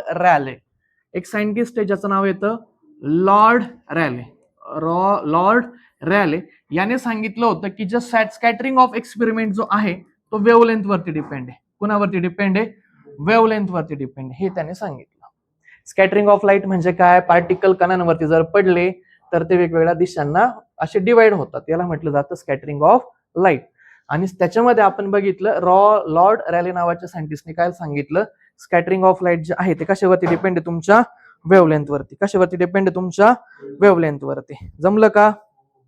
आणि अजून एक मुद्दा लक्षात ठेवायचा, ज्या कलरची वेव्हलेंथ ही जास्त असते, ज्या प्रकाशाच्या कलरची वेव्हलेंथ ही जास्त असते त्याचं स्कॅटरिंग कमी होतं. हा एक मुद्दा लक्षात ठेवायचा.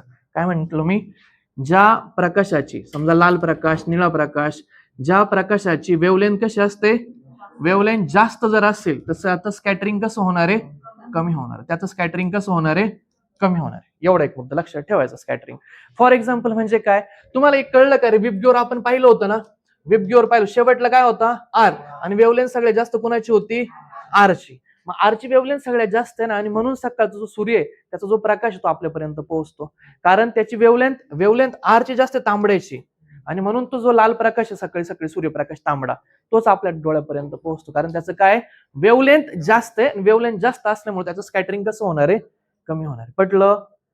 3 मुद्दे. स्कॅटरिंग ऑफ लाईट म्हणजे काय? कणांवरती प्रकाश पडतो, तो वेगवेगळ्या दिशांना विखुरला जातो. पहिला मुद्दा.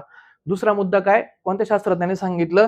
लॉर्ड रॅलीने काय सांगितलं? स्कॅटरिंग कशावरती डिपेंड? त्याच्या वेव्हलेंथ वरती. जर वेव्हलेंथ जास्त असेल तर स्कॅटरिंग कसं होणार आहे? कमी होणार आहे. वेव्हलेंथ जास्त असेल तर स्कॅटरिंग कसं होणार आहे? कमी होणार आहे. जमलं इथपर्यंत? हो, अँगल ऑफ डेव्हिएशन सारखं झालं. कारण काय? याची वेव्हलेंथ जास्त आहे म्हणजे अँगल ऑफ डेव्हिएशन कशी असणार? याची अँगल ऑफ डेव्हिएशन म्हणजे तो तिरपा तारपा वाकणार कमी आहे ना, म्हणून तो इझिली आपल्या डोळ्यापर्यंत येणार आहे. याची वेव्हलेंथ जास्त आहे तर अँगल ऑफ डेव्हिएशन कशी झाली? कमी. अँगल ऑफ डेव्हिएशन कमी आहे म्हणून तो इकडे तिकडे वाकणार नाही, तो सरळ आपल्यापर्यंत येणार आहे. दुसरी गोष्ट, वेव्हलेंथ जास्त आहे म्हणून याचं स्कॅटरिंग कमी होणार आहे, आणि म्हणून सकाळी सूर्यप्रकाशाचा तांबडा कलर आपल्यापर्यंत पोहोचतो. जमलं इथपर्यंत? हा. आता तिसरा प्रश्न की समुद्राचं जे पाणी आहे ते निळं का बरं दिसायला लागतं? असं विचारतील. समुद्राचं पाणी निळं का बरं दिसायला लागतं? ते बिकॉज दिसायला लागतं स्कॅटरिंग ऑफ लाईटमुळे. कारण याच्यामध्ये काय होतं? बाकीचे जे कलर आहे प्रकाशाचे, जे लाईटचे जे बाकीच्या कलरचा जो लाईट आहे तो समुद्रामध्ये ऍब्झॉर्ब होतो, आणि म्हणून समुद्राचं जे पाणी ते निळ्या रंगाचं का बरं दिसायला लागतं? स्कॅटरिंग ऑफ लाईटमुळे दिसायला लागतं.